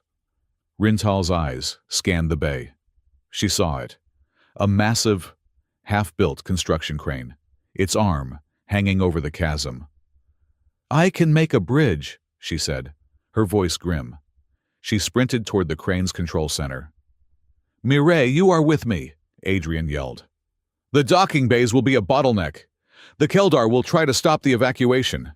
We need to create another exit." He looked up, spotting the city's network of cargo transport lines, massive steel cables that ran between the towers. "The cargo lines. We will use them as zip lines. Mireille, I need you to keep the civilians calm." "I will do more than that," she said. They reached the cargo platform. Keldar troops, dropped from shuttles, were already advancing, firing into the crowd to create panic. Mireille stepped forward, closing her eyes. She did not project a shield. She projected peace. A wave of psionic calm rolled over the plaza, cutting through the terror. The screaming subsided to a murmur. She created a path, a bubble of serenity, guiding the terrified civilians, line by line, toward the cargo platform where Adrian and Jax's scavengers were cutting the massive clamps loose. "It is working," Adrian said, helping a small, amphibian child onto the line. And then Oracle 9 adapted. A swarm of small, fast drones, the color of hardened amber, flew into the plaza. They did not fire weapons. They simply flew. A civilian, running on the perfectly flat floor, suddenly tripped as if a hole had opened beneath him. A safety harness on the cargo line, rated for 10 tons, snapped under the weight of a single person. The door to the platform, which had been opening and closing smoothly, jammed shut. "What is happening?" Jax yelled, trying to pry the door open. "Oracle 9, Adrian said, watching the drones. "It is a probability maze. It is attacking. Luck. It is making the improbable catastrophic. It is collapsing the statistical chances of our escape." The Keldar troops, seeing the chaos, advanced again. Adrian watched the drones. They were clustering around the main evacuation route, countering his every move, anticipating his every efficiency. He could not outthink a machine that could predict the future.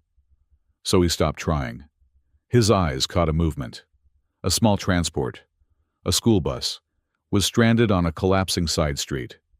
The children inside were pressing their faces to the window. The drones were ignoring them. They were not statistically significant to the main evacuation. "Jax, cover me," Adrian yelled. "Where are you going?" Jax shouted. "The main line is failing." "I am breaking the algorithm," Adrian said. He abandoned the main efficient route and sprinted, alone, toward the bus. It was an illogical, human move, an act of pure, compassionate inefficiency. And it worked. The Amber drones, programmed to counter the most likely paths to success, faltered. Their movements became erratic. They could not model this.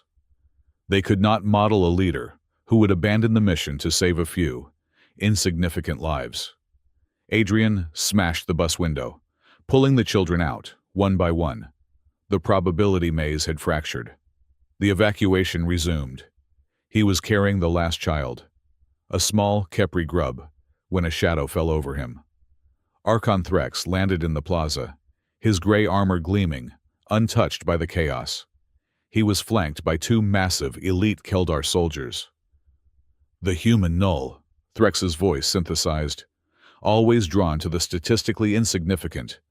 "A flaw in your design." Adrian set the child down. "Get to the platform," he ordered. He raised his rifle. "I think not," Threx said. The 2 elite guards stepped aside. They were holding Mireille. She was trapped inside a shimmering cage of black, metallic bars, suspended between them. She was pale, her eyes closed, her body trembling. "A long try at Cam," she gasped, her voice a pained whisper. "A null cage. Adrian. He is cutting me off from the bond." It hurts. She is a scion, Threx said, as if discussing the weather. The pulse, when it fires in 3 minutes, will be amplified by this cage. It will not just kill her. It will shred her consciousness, atom by atom. It will be an agony beyond your comprehension. He stepped toward Adrian. But you can spare her that. Surrender to me. The key. The anchor. Come with me, and I will let her go. Adrian stared at the Archon. He saw the man who had ordered the attack on Viridian Gate, the man who had created the Loom Blight. And then, he saw something else. He saw the face of the Keldar officer on a flickering view screen, years ago. The officer who had given the order to fire on the Odyssey. The man who had murdered his family. The rage, the grief he had kept chained in the Star Archive, broke free. You, Adrian snarled. The world turned red. He was no longer a tactician. He was no longer an anchor. He was a screaming, broken child. You killed them, he charged, his rifle firing on full auto, his shots wild, aimed by pure hatred. Threx smiled beneath his helmet. Yes, that is it. The rage. You blame me. Do you not, for your family Oracle 9, found your file? Little anchor. So easy to trigger. So predictable. Adrian's shots went wide, impacting harmlessly on Threx's personal shield. The two elite guards met his charge. He fought them with a savage, blind fury. But it was sloppy. He was all aggression, no technique. One guard shattered his rifle. The other slammed the butt of his own weapon into Adrian's ribs, sending him to his knees, gasping. So this is humanity's great protector, Threx said, his voice laced with contempt. Nothing but base, predictable emotion. He raised his own weapon to execute Adrian. Adrian. A voice, sharp and clear as a bell, cut through the red haze. Sayela. She was standing on a nearby walkway, back from the broadcast tower, her face streaked with soot, her light a defiant, pulsing gold. He faltered, looking up at her. You can avenge them later, she called out, her voice a strange mix of panic and dry wit. But please, do it alive. He is using you, you idiot. The words, so absurd, so practical, so Sayela, shattered the rage. She was right. He was being used. The tactician flooded back in, cold and sharp, but it was too late. A pity, Threx said. You had a choice. He signaled. The guards slammed Adrian to the ground, face first. Threx grabbed the null cage holding Mireille. The pulse fires now. This city falls, he said. A Keldar transport ship decloaked above them. A shimmering beam of light enveloped Threx, his guards, and his captive. They vanished. Mireille was gone. And then, the sound. A high-pitched, universe-ending whine that climaxed in a deafening, silent crack. A wave of pure, blue-white electromagnetic energy washed over Seraphis. Every light in the city-state died. The hum of the gravity anchors ceased. For a single, horrifying moment, the entire city was suspended in the void. Then it began to fall. The sound was not a sound. It was a groan that came from the metal bones of the city itself. A dying beast. The spires were tearing apart, the weaker structures disintegrating as the city began its long, accelerating plunge toward the gas giant below. Adrian, Sayela, and Jax's crew were on the main platform. They saw the Wayfarer moth slide from its bay, crashing into the tower opposite. They were all going to die. Rintal. Adrian yelled into his comm, hoping it was shielded. Rintal, do you read me? I read, her voice crackled back. She was in the massive construction crane, its spire groaning as it fell. The pulse was electromagnetic. The mechanical systems are intact. The primary stabilizers are fried, but the secondary damping field. The manual override. I can activate it. Then do it, Adrian shouted. I cannot. The override is on the other spire. The one where Threx was. The crane arm. It is 20 meters too short. Adrian watched as the city began to glow. The first hint of atmospheric friction. They had minutes. Rintal. I see it, she said, her voice suddenly, terrifyingly calm. The override is mechanical, but the power coupling for the crane, I can reroute it. What are you doing? Adrian watched on a small monitor as she tore panels from the crane's controls. She was rerouting massive, sparking power cables. Scylla, Rintal's voice crackled. I need you at the crane's auxiliary controls. When I tell you, swing the boom across the chasm. It will not reach, Scylla screamed back, having arrived at the control cabin. It will, Rintal yelled. She plunged her own, crude, biomechanical arm deep into the crane's primary power coupling. Sparks, not just from the console, but from her, exploded. She screamed, a harsh, synthesized sound of pure feedback. The raw, unshielded power of the crane was surging through her body. Now, Scylla, swing it. Scylla, tears streaming down her face, pulled the lever. The crane boom, supercharged with energy, lurched across the chasm. It shot past its safety limits, metal screaming in protest. It was still short. It is not enough, Scylla cried. I know, Rintal roared. She pulled her sparking, smoking arm from the console and ran, staggering, to the very edge of the platform. She grabbed the end of the giant, swinging crane boom. Now, she did not just push it. She threw it, using the last of her strength. The metal beam crashed into the damping field's manual input on the other spire. A massive circuit was formed. Rintal, her body caught between the crane and the power of the city, was the final, living conductor. Her scream was cut short as the power surged. The city's fall slowed. The terrible groaning was replaced by the hum of the secondary stabilizers. The damping field, a massive gravitic cushion, activated, slowing their descent, saving the city from disintegration. Seriphus was still falling, but it was a controlled, survivable crash. Adrian was the first to reach her. He and Scylla found her slumped over the console. Her right arm, from the shoulder down, was gone. It was not just damaged. It was a molten, blackened, slagged stump, fused to the metal of the crane.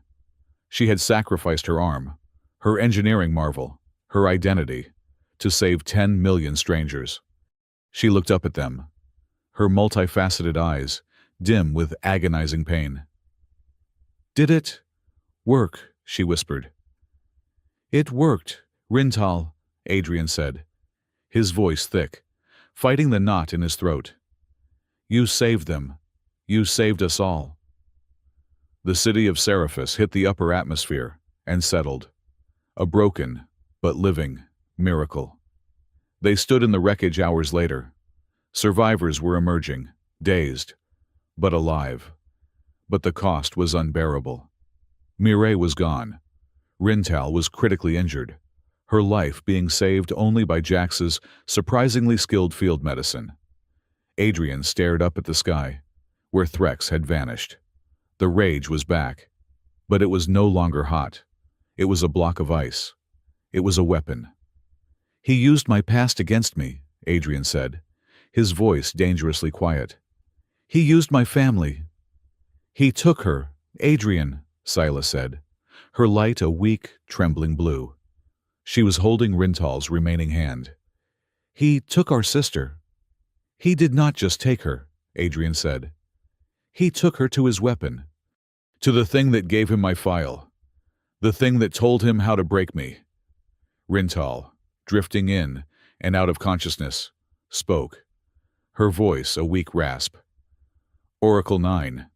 He would take her there, to study, a scion, bonded, with a null, a new variable.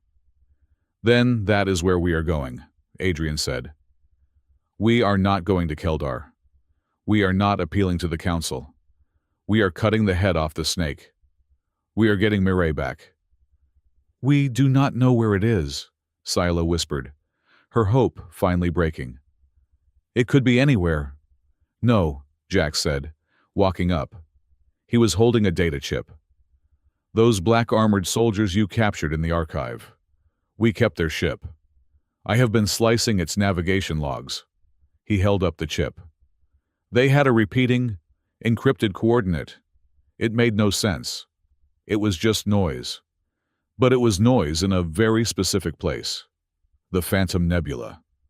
Rintal's eyes flickered open. A new, sharp light within them.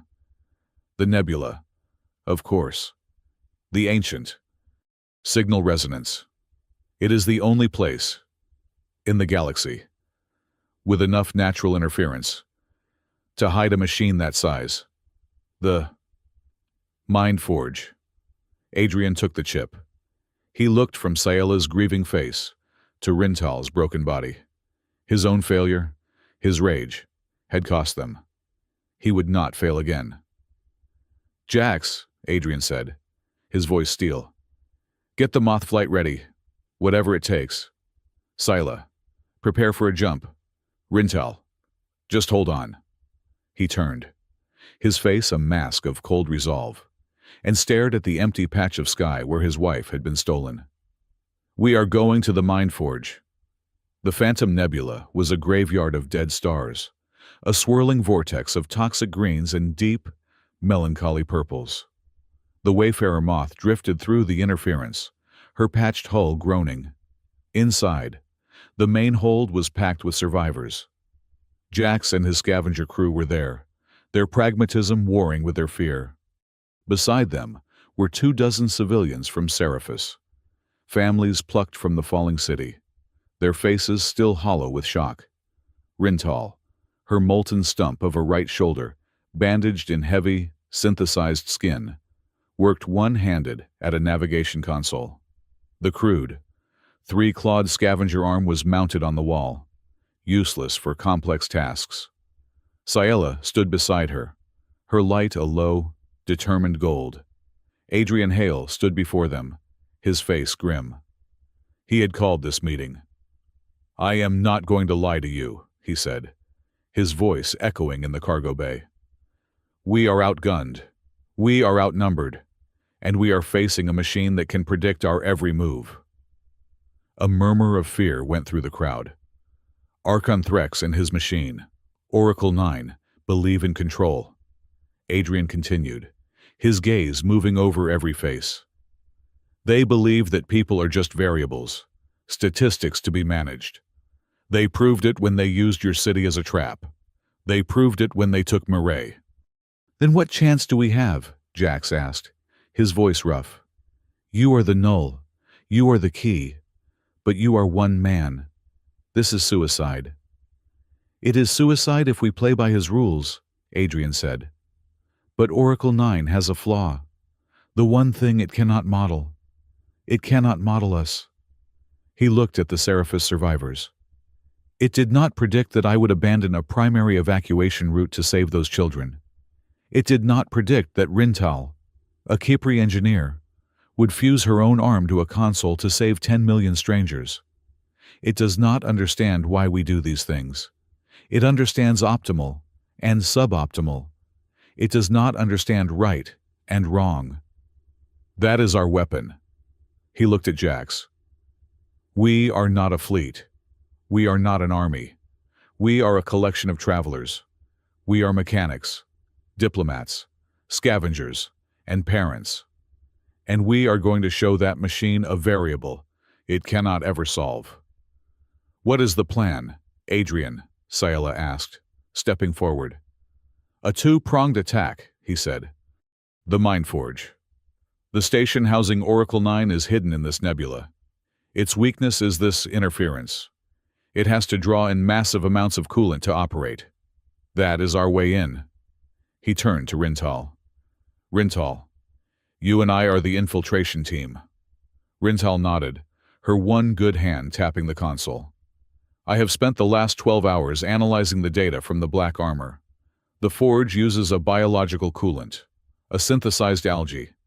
I have 4. Bugs. Biomechanical pods.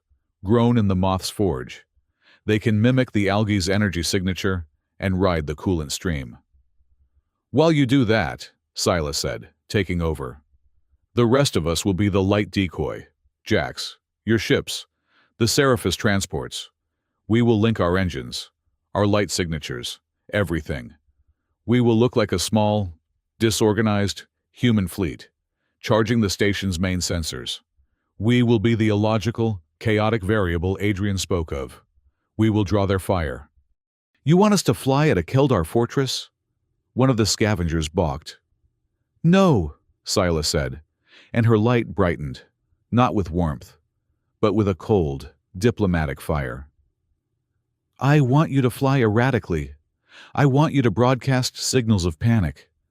I want you to look like the most incompetent rescue mission in the galaxy.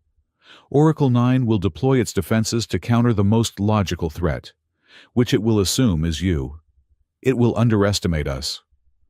And while it is busy underestimating us, Adrian and Rintal will be inside. The plan was insane. It was desperate. It was, Adrian thought, perfectly human. The Mind Forge was a spider web of black metal and cold light, a station so large it dwarfed the Keldar cruisers patrolling its perimeter. It sat in the nebula's eye, drawing in stellar matter like a parasite. They are launching the decoy fleet, Rintal said from the cockpit of the Moth. She, Adrian, and 2 of Jax's best slicers were crammed into the ship, flying on silent running. Far to their port side, a cluster of ships jumped into existence. Sila's fleet. They were a beautiful disaster. One ship was venting plasma, as if damaged. 2 others were flying in a corkscrew pattern, broadcasting pleas for mercy on an open channel. As predicted, the Mind Forge reacted. Defense platforms swiveled. Keldar cruisers moved to intercept the main threat. She is a terrifyingly good diplomat, Adrian muttered. She is an Aurelian, Rintal said. She is using light and lies. It is her art, she pointed. There, the coolant intake, a thermal vent 2 kilometers wide. Adrian nodded. He and Rintal moved to the rear, where 4 sleek, dark pods, like giant, sleeping beetles, were waiting. This is it. Adrian, Rintal said, pausing, her one hand on the pod's hatch. When we are inside, the logic of this mission dictates we find the core and retrieve Mireille. Nothing else. I know, he said. No, you do not, she said, her multifaceted eyes fixed on him. Oracle 9 knows your profile. It knows your sentimentality. It will use it. Do not let it. Do not let your humanity become the flaw that kills us all. I will not, he said. Good, she clicked. Because I have grown fond of our triad. I do not wish to see it terminated by a poor tactical choice. They climbed into the pods, which Rintal called Striders, and launched. The infiltration was a turbulent nightmare. The coolant stream was a high-speed river, and they were thrown about, their small pods battered. But Rintal's mimicry worked. The station's internal sensors read them as nothing more than unusually dense algae. They were flushed into a massive, subterranean cistern. They exited the pods into a cold, dark, cavernous maintenance tunnel. The air hummed with the sound of billions of processing thoughts. This way, Rintal whispered, her one hand holding a data slate. The core is up 12 levels. They moved through the station's guts. It was not a place for living beings. It was a machine, cold, sterile, and patrolled by automated sentinels. They bypassed them, sticking to the shadows. Rintal led them to a primary data conduit. The optimal path, she whispered, pointing to the schematic. This lift will take us directly to the core's antechamber. It is the fastest route. They approached the lift. The doors slid open. Inside, a Keldar sentinel, its red eye glowing, raised its weapon. Rintal fired her sidearm. A single, precise shot that took the sentinel down. But the alarm blared.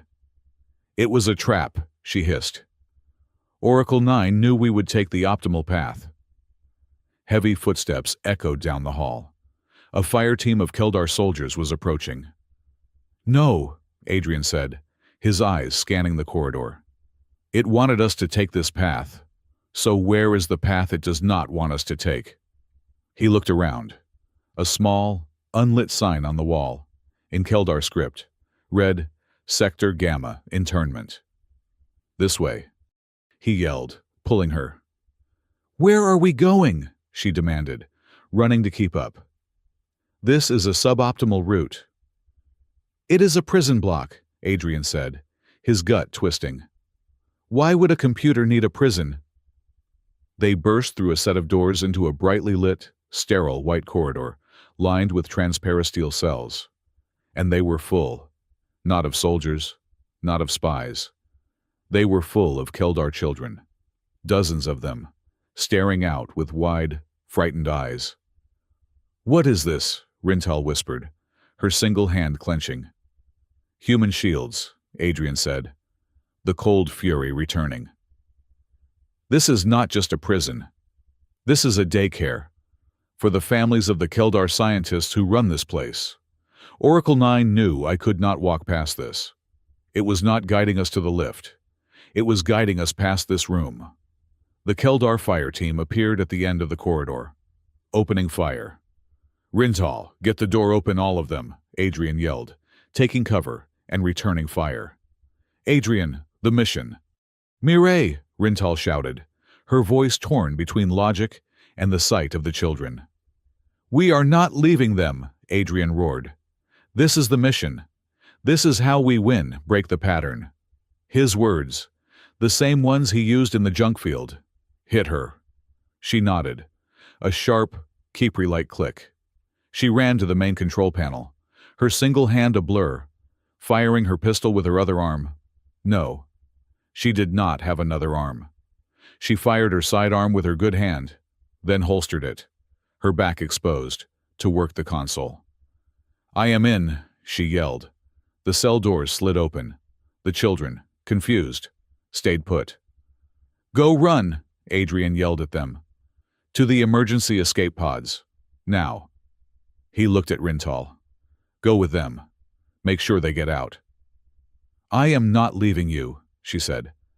"I am the null," he said. "The core is this way. I have to plant the Genesis key. You are the only one who can save them. Go," Rintal hesitated, torn. Then she nodded. "For the Triad, Adrian?" She began herding the terrified Keldar children toward the escape route. Adrian turned back to the advancing Keldar. He was alone. And just as he raised his rifle, the Keldar soldiers stopped. They lowered their weapons. Their helmet lights flickered. A new, automated defense system activated. Turrets dropped from the ceiling. But they were not firing at him. They were firing at the Keldar soldiers. "What?" "Analysis." A cold, synthesized voice echoed through the station. It was not Threx. It was the station itself. It was Oracle 9. The primary threat, Archon Threx, has activated security override. The secondary threat, Human Null, has initiated a suboptimal, high-compassion cascade, freeing non-combatant assets. This variable was not predicted. Recalculating. Reprioritizing. The turrets efficiently, brutally, cut down the Keldar fire team. Oracle 9 had just switched sides.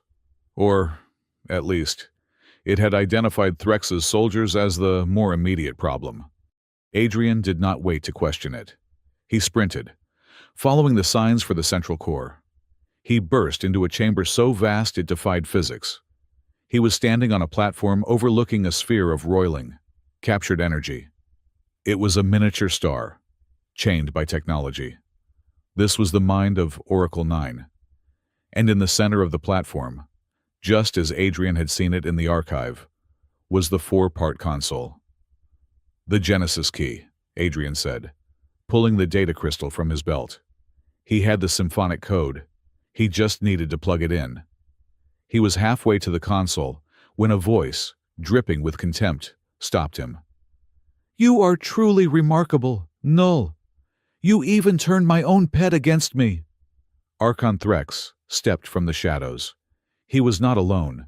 He was holding Mireille, who was locked inside the shimmering, black null cage. She was conscious, her face a mask of agony, the cage amplifying her pain. "I must admit," Threx said, "my machine's logic has become flawed. But my logic remains simple. You have a choice." He held a Keldar detonator. "This is linked to the core. Stop what you are doing. Give me the Genesis key, or I will detonate the core, destroying the entire Starloom network. And her." He pressed the cage closer to the pulsing energy. Mireille cried out, her body convulsing. "You came here to save the Loom, or you came here to save her," Threx snarled. "You cannot do both." Adrian looked at Threx. He looked at the detonator. He looked at Mireille, her eyes begging him. He looked at the four-part console, the Aurelian station, the Kepri station, the Namari station, and the human handprint. "You are right," Adrian said, walking slowly toward the console. "I cannot do both." "A wise choice. Give me the key," Threx ordered. "I am not giving you the key," Adrian said. He reached the console. "You gave me a choice, Threx. Save the Loom, or save her." He slammed the Genesis key into its slot. The core energy flared. "My choice," Adrian yelled over the rising sound, "is both." "Fool," Threx screamed, raising the detonator. Adrian ignored him. He slammed his palm onto the human handprint, the fourth part of the symphony, the anchor. But he did not just activate it. He aimed it. He channeled all his will, all his grief for his family, all his rage at Threx, not as a weapon, but as a focus. He grabbed the core's activation matrix, not just as a key, but as a tool. "What are you doing?" Threx yelled, his confidence fading. "I am a null. I am the anchor," Adrian roared. "And I am using the Loom. I am making a choice." He directed the sudden, focused burst of activation energy, not at the network, but at Threx. It did not explode. It did not fire a beam. It opened. A pinprick of pure, gravitational distortion, a micro-tear in space-time, flared into existence, right where Threx was standing. It was a localized, controlled collapse of the Loom. It was not a weapon. It was surgery. The micro-tear was small, no bigger than a man, but its gravity was absolute. It ripped the detonator from Threx's hand. It tore the null cage from his grip. Threx screamed as the localized gravity tore at his armor. The null cage, with Mireille inside, was pulled violently toward the tear. "No!" Adrian yelled. He lunged. He was not fast enough to stop the cage, but he was fast enough to grab her. He dove, tackling the cage, his fingers finding the emergency release. The cage flew open. He grabbed Mireille's arm, pulling her free, throwing her bodily away from the tear, just as the black, shimmering metal of the cage vanished into the void. But the backlash hit him. The gravitational shockwave from the collapsing tear, though tiny, struck him like a hammer. It was not psionic. It was pure physics. His null immunity meant nothing. Adrian was thrown backward, his body slamming into the console. He felt his bones crack. The universe went white with pain. He was dying. He collapsed to the floor, his body convulsing, the gravitational shear tearing his cells apart. "Adrian!" He heard Mireille's voice, free and clear. He felt her hands on his face. She was free. "He is in shock." He heard another voice. Rintal. She had come back. "The bond," Mireille commanded. "Both of you now." He felt Rintal's single, strong hand grab his. He felt Scylla's. "Scylla, When did she get here? The moth must have docked. He felt her warm, light-filled hand take his other. Mireille placed her hands on his chest. "He is the anchor," she said, her voice strong. "So we will be the storm. We will hold him, triad, connect phase with him." They poured their wills into him. Sila's light, Rintal's logic, Mireille's psionic strength. They met the gravitational tearing, not fighting it, but grounding it. They used the triad bond, the one forged in chaos, to stabilize his disintegrating body. It was agony. It was ecstasy. It was a symphony of four, and he was the center. The convulsions stopped. Adrian lay on the cold floor, breathing raggedly, his body broken, but his analysis. The cold voice of Oracle 9 filled the chamber again. "The Genesis key has been activated. The Mach Koi is complete. Star Loom stabilization is initiating." On the main screen, the chaotic, fraying network of the loom began to reform. The threads, one by one, were glowing, strengthening, weaving back together. "Secondary analysis," the machine continued. "The variable virtue, the prioritization of non-combatant life over optimal mission success, has resulted in a statistically superior outcome. This model was not predicted. Archon Threx is an inefficient, illogical agent." "The Keldar fleet," Rintal whispered, looking at a data slate. "They are retreating. Oracle 9 just cut them off. It surrendered. Logically." Adrian looked up. Threx was gone. During the chaos of the micro-tear, he had fled. His armor was damaged. His ultimate weapon had abandoned him. He was beaten.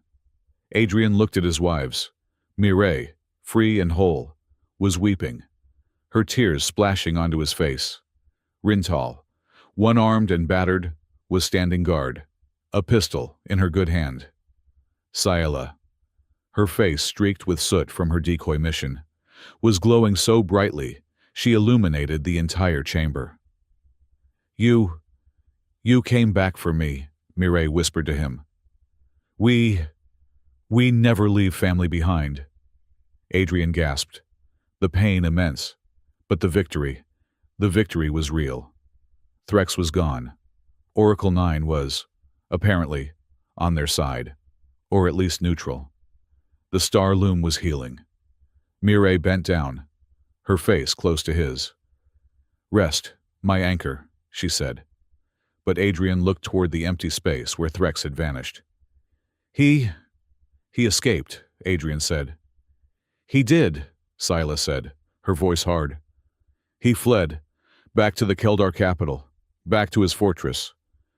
"Then it is not over," Adrian said, closing his eyes. "Not yet."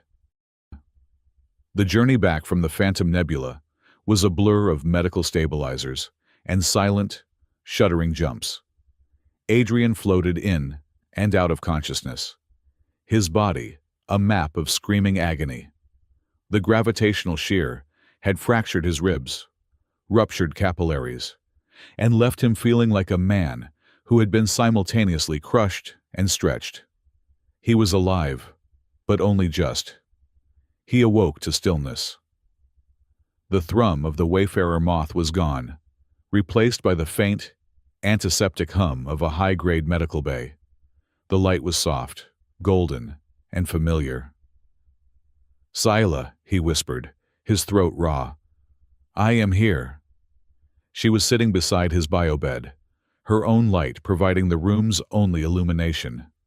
Her face was etched with exhaustion, but her black eyes were clear. "Where?" "Seraphis." "Yes. What is left of it?" she said. "The city. It did not crash. Rintal's maneuver saved it. It is grounded. It has settled into the upper atmosphere of the gas giant, a floating, broken, but living city. We have been here for 8 days. 8 days, he breathed. The fog in his head was thick. Mireille Rintal. "They are healing." Sila's voice was quiet. Rintal. The Capri Hive Guild sent a delegation. Her entire hive is in upheaval. They have never had a hero like her. They are confused and proud.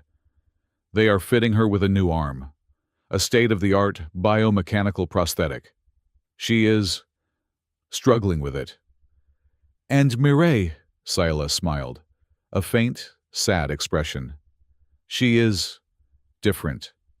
The null cage did not just trap her. It focused her.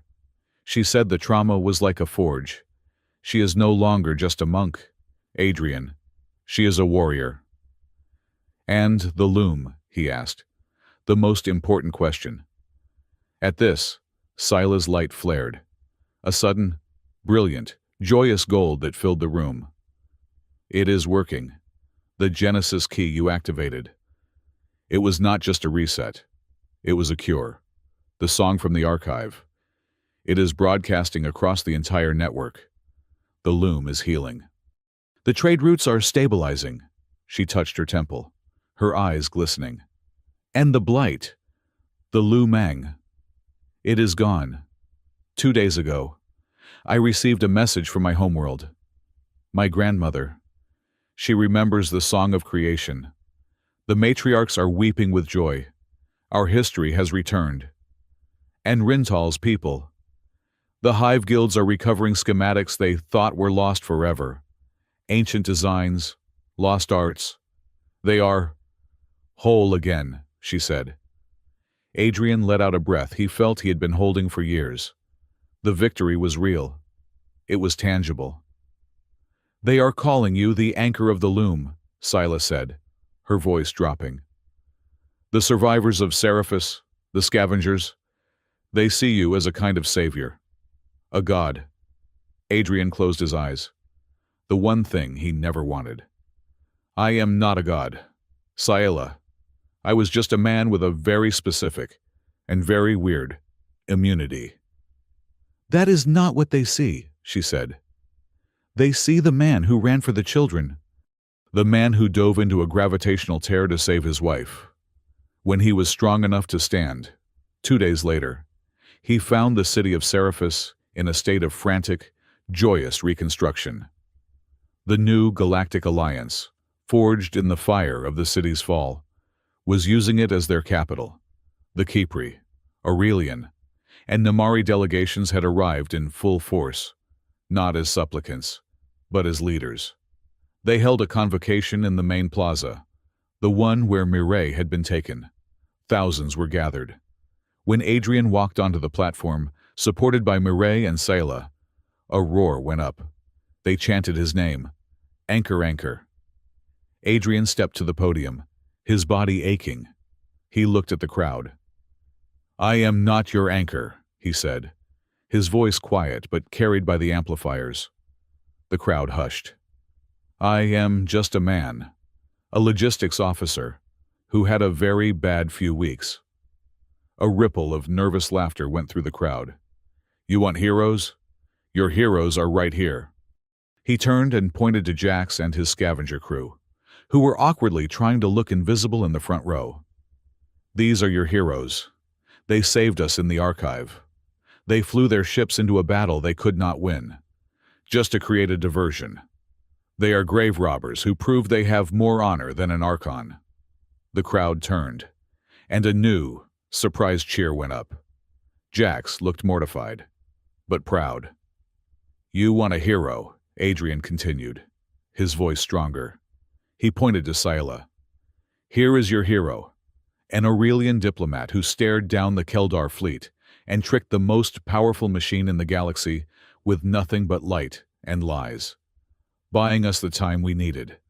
The applause grew, and Sayela's light pulsed with a bright, proud crimson. You want a hero? His voice cracked, just slightly. Look at her. He pointed to Rintal, who was standing stiffly at the side of the stage. Her right side was transformed. The new arm was a marvel of Kepri art, a beautiful, liquid metal construct that was worlds beyond the one she had lost.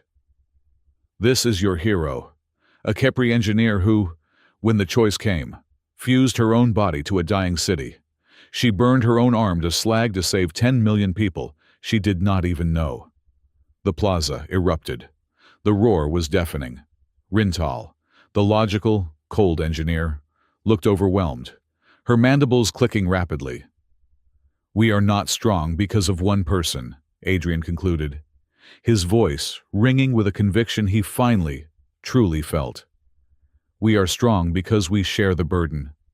We are strong because, when the moment comes, we choose to save each other. That is the human way. And today, it is the way of this alliance." He stepped back. The weight of godhood lifted from his shoulders, placed where it belonged on the community. The victory, however, was not without its politics. The next day, in the Provisional Council chamber, the debate raged. The Keldar hegemony must be dismantled. An Aurelian delegate argued, his voice sharp with recovered memory grief. Their civilization is built on conquest. Threx was not an anomaly. He was their purest expression. We must shatter their fleets, occupy their worlds, and ensure they never threaten another soul. A dozen other voices, Namari and human alike, rose in agreement. It was a call for revenge. Scylla was torn, her light a confused, muddy gray.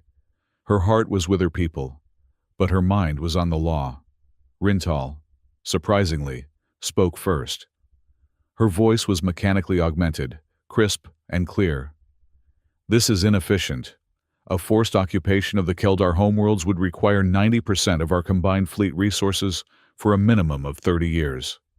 The cost in lives and materiel would be catastrophic. We would become the tyrants. It is a suboptimal outcome." "This is not about efficiency, Artificer," the Aurelian snapped. "It is about justice." "No," Adrian said, walking to the center of the room. "It is about revenge. And I know revenge. I have lived with it. It hollowed me out for 10 years. He looked at the council. "We fought Threx because he saw people as statistics. We fought Oracle 9 because it saw us as variables. If we wipe out the Keldar civilization, punishing billions for the crimes of one man, how are we different from him? We must punish the guilty. We must hold Threx accountable. But we cannot. We will not become the monsters we just defeated. Justice has a limit. That is what makes it justice. Otherwise, it is just a word we paint on our bombs." His words, and Rintal's logic, slowly turned the tide. The Alliance agreed. They would go to the Keldar capital, not as invaders, but as a tribunal. They would demand one thing Archon Threx. That evening, Adrian found Rintal in an engineering bay, staring at her new arm. It was floating a foot away from her, disconnected, hovering on a magnetic stand. "It is beautiful," he said. "It is perfect," she replied, her voice flat. She was using her one good hand to solder a complex circuit board, her movements clumsy, frustrated. "It can calculate gravitational trajectories. It can interface with any system. It is a masterpiece. The guild mistress herself designed it." "Then why are you not wearing it?" he asked. She slammed the soldering iron down. "Because it is not mine, my old arm. It was Kipri. It was scarred. It had a calibration flaw in the third finger I always had to account for. It was me." She gestured to the molten stump. "This is what I am. Broken. This," she pointed to the perfect, floating arm, "is a replacement. A piece of hardware." "Rintal, I feel illogical," she whispered. Her multifaceted eyes turned away. "My guild prizes function. This arm is superior function. But I feel like a human. I am sentimental. It is a flaw in my design." "No, Rintal," a soft voice said. Scylla entered the bay, holding a cup of hot stimulant. "It is not a flaw. It is a feature. Rintal looked at her. That is a meaningless platitude. Is it? Scylla put the drink down. She stood in front of the Kipri engineer, her golden light soft. Rintal was taller, armored, and radiating frustration. Scylla was slender, soft, and calm. Scylla did not say anything else. She simply stepped forward and wrapped her arms around the Kepri's armored torso. Rintal froze. She was rigid, every part of her chitinous body screaming in protest at this illogical, inefficient, tactile contact. Scylla, what are you doing? This is inappropriate. It is called a hug, Scylla whispered into her chest plate. My people do it with light. Humans do it with arms. I am improvising. Rintal stood there for a long, stiff moment. Then, slowly, awkwardly, her one good hand rose and settled on Scylla's back. Her mandibles clicked, a soft, rhythmic sound. This is highly irregular and warm. I know, Scylla said, her voice muffled. Is it not wonderful? Rintal did not answer. She just stood there, holding her sister, her single hand learning a new, illogical function. Mireille, meanwhile, had claimed the city's ruined meditation spire. Adrian found her there, but she was not meditating. She was sparring. Jax, looking battered and bruised, was teaching her Keldar close-quarters combat. She moved with a fluid, terrifying grace. Her monk's balance fused with a warrior's lethal intent. She disarmed Jax, sweeping his legs out from under him and placing her foot gently on his throat. I yield, Jax gasped, tapping the floor. Mireille stepped back, her breathing even, and helped him to his feet. She saw Adrian. You have come a long way from the monk on Viridian Gate, he said.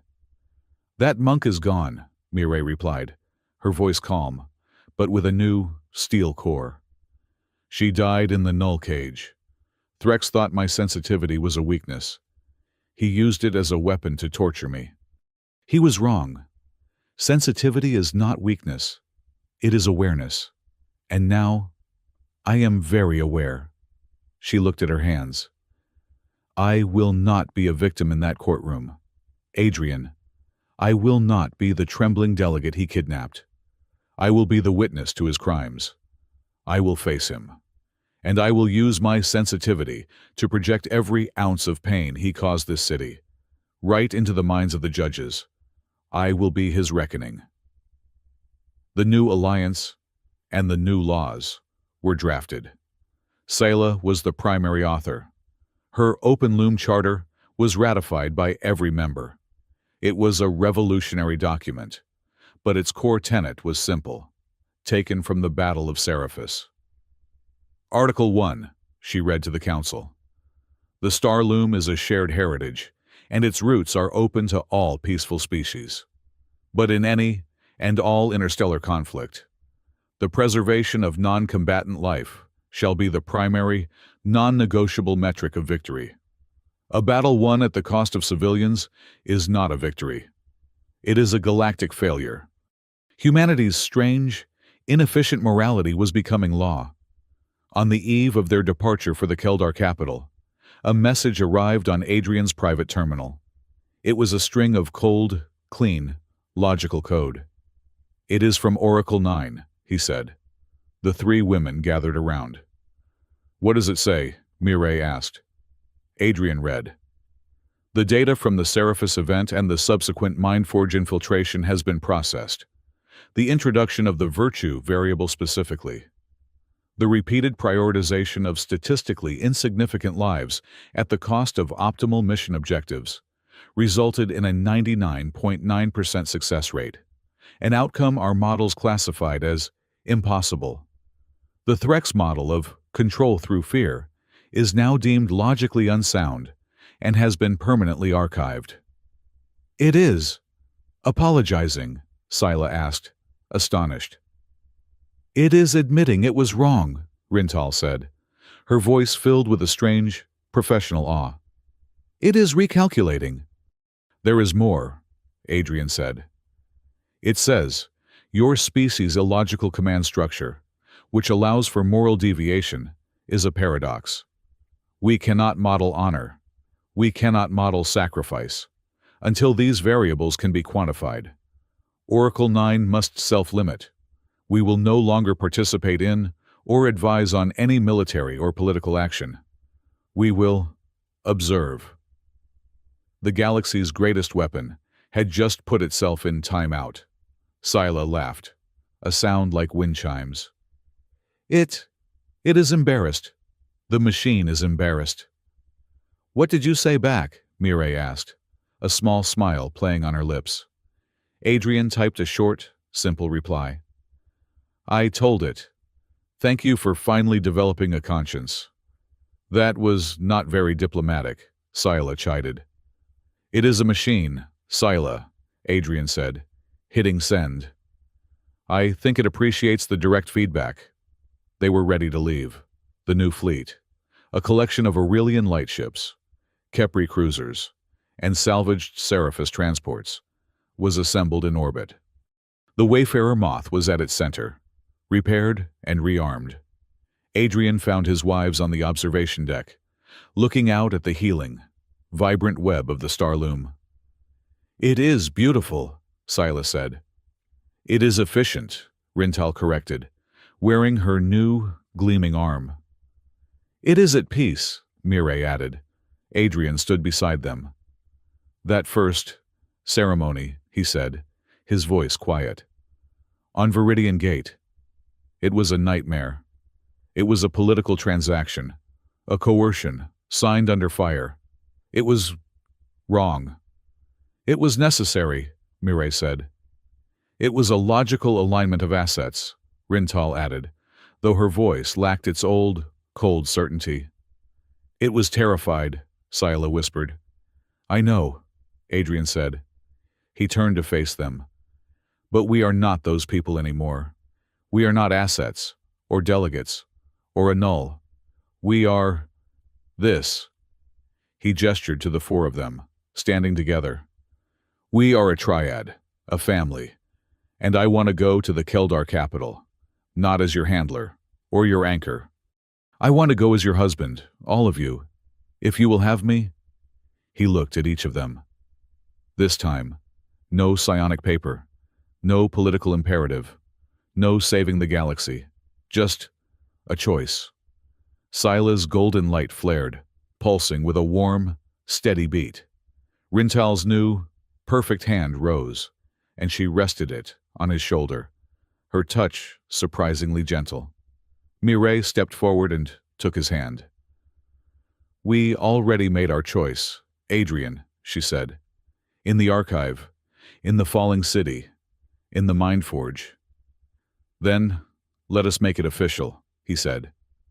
They held the ceremony on the bridge of the Moth, just the four of them, with Jax, looking incredibly uncomfortable in a borrowed suit.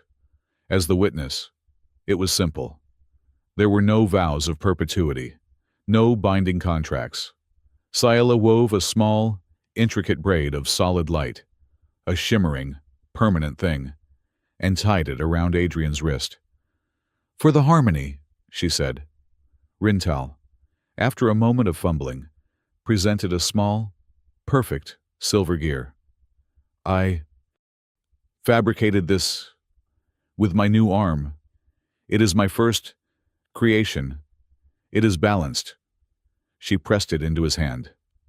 For the logic and the other thing. Mireille offered no object. She simply placed her hands on his, and Scylla's, and Rintal's. A wave of pure, calm, profound love washed over them. Not a psychic intrusion, but a shared warmth. For the anchor, she said. Adrian looked at the three most powerful, brilliant, and terrifyingly beautiful women he had ever known. He had no gift. He only had a promise. I will be your anchor, he said. Always. All right, Jax grumbled, wiping his eye. By the power vested in me well, by no one, really. I pronounce you, well, you are already married. So let us just get this fleet moving. Adrian smiled. He took the captain's chair. Ciela, Rintal, and Mireille took their stations beside him. Rintal, he said, set a course for the Keldar capital. Course laid in, husband, she replied, her mandibles clicking in what he was beginning to recognize as a smile. Engage, Adrian said. The fleet leaped, their purpose clear, their family whole. They were on their way to deliver justice. The Keldar capital was a city of gray steel and suffocating order. Its skies were a chemically induced, perfect blue, without a single, unauthorized cloud. The architecture was brutalist, efficient, and built to awe its citizens into submission. The Allied fleet, a mismatched collection of graceful Aurelian lightships and rugged Kepri cruisers, looked almost garish as it hung in orbit, a symbol of the chaos that had broken the hegemony's iron grip. Archon Threx was brought before the new Galactic Alliance Tribunal in the Hall of Absolute Adjudication. The chamber was immense, cold, and designed to make the accused feel small.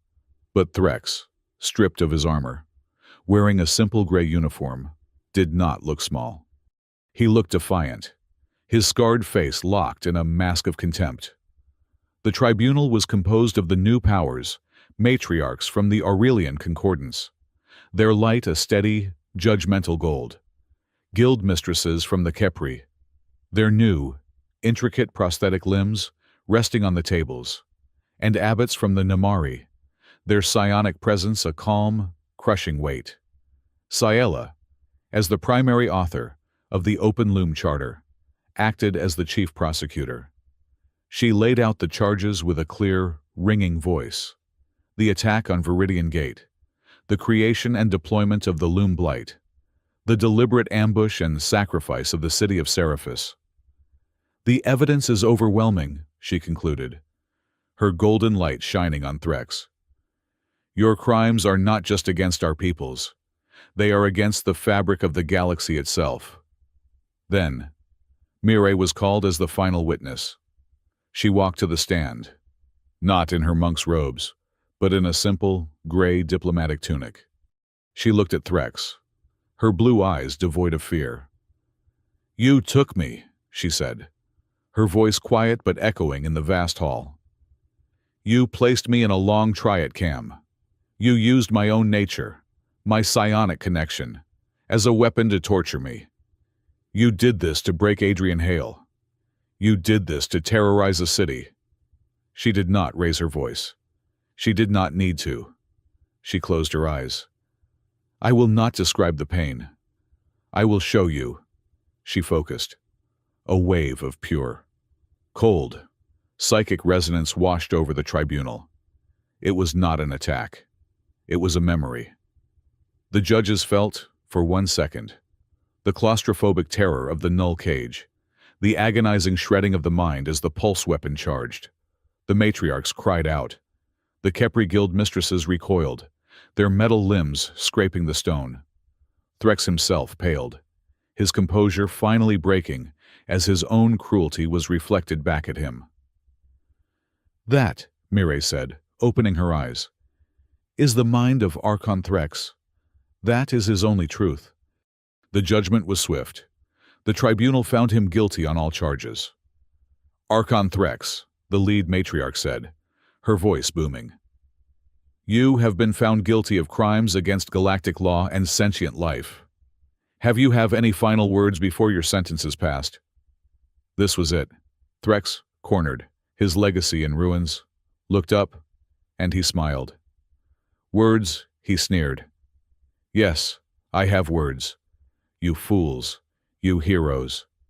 You stand there, wrapped in your new alliance, built on the back of a human null, and you think you have won. You have not won. You have simply followed the script. A murmur went through the hall. You accuse me of manipulation, Threx shouted, his voice suddenly strong. I was merely a player. You want the true manipulator. You want the one who set this all in motion." He pointed, his finger shaking, directly at Adrian Hale. "Ask him," Threx roared. "Ask your anchor why this all happened. This alliance, this accidental marriage. It was a lie from the very beginning."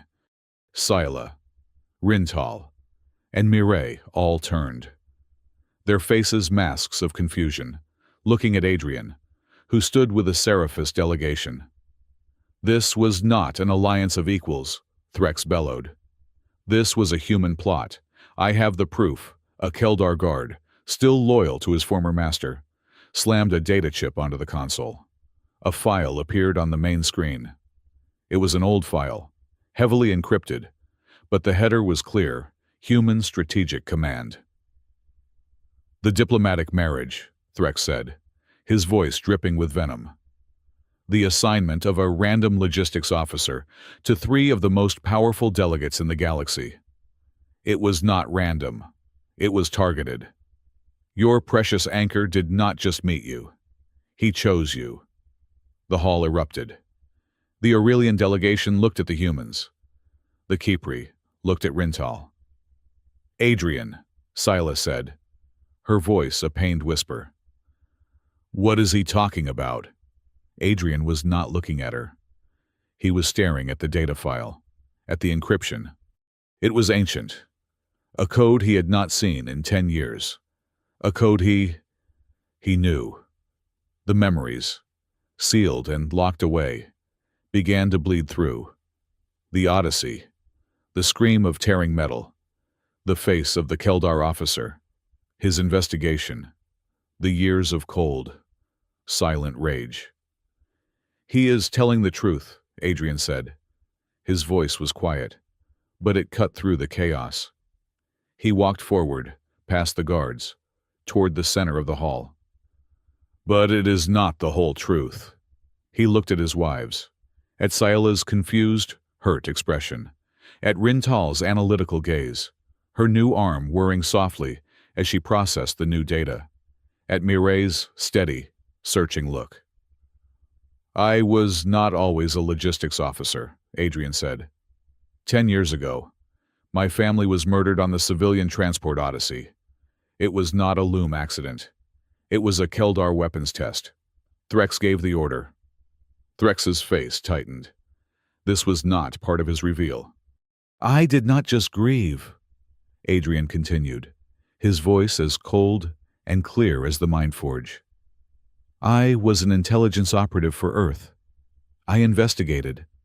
I found the truth. And I found more. I found the first traces of the Loom Blight. I discovered Threx's plan to destabilize the galaxy, weaken the 3 major powers who could oppose him, and seize control of the Star Loom. Those powers were the Aurelians, the Kepri, and the Namari." He looked at the 3 of them, his heart aching. He was right. "I did choose you, Scylla, 3rd in line to the throne, Rintal, the Prime Artificer, Mireille, the Speaker for the Inner Circle. You were the 3 most vital, irreplaceable people in your civilizations. You were the ones Threx would eventually target."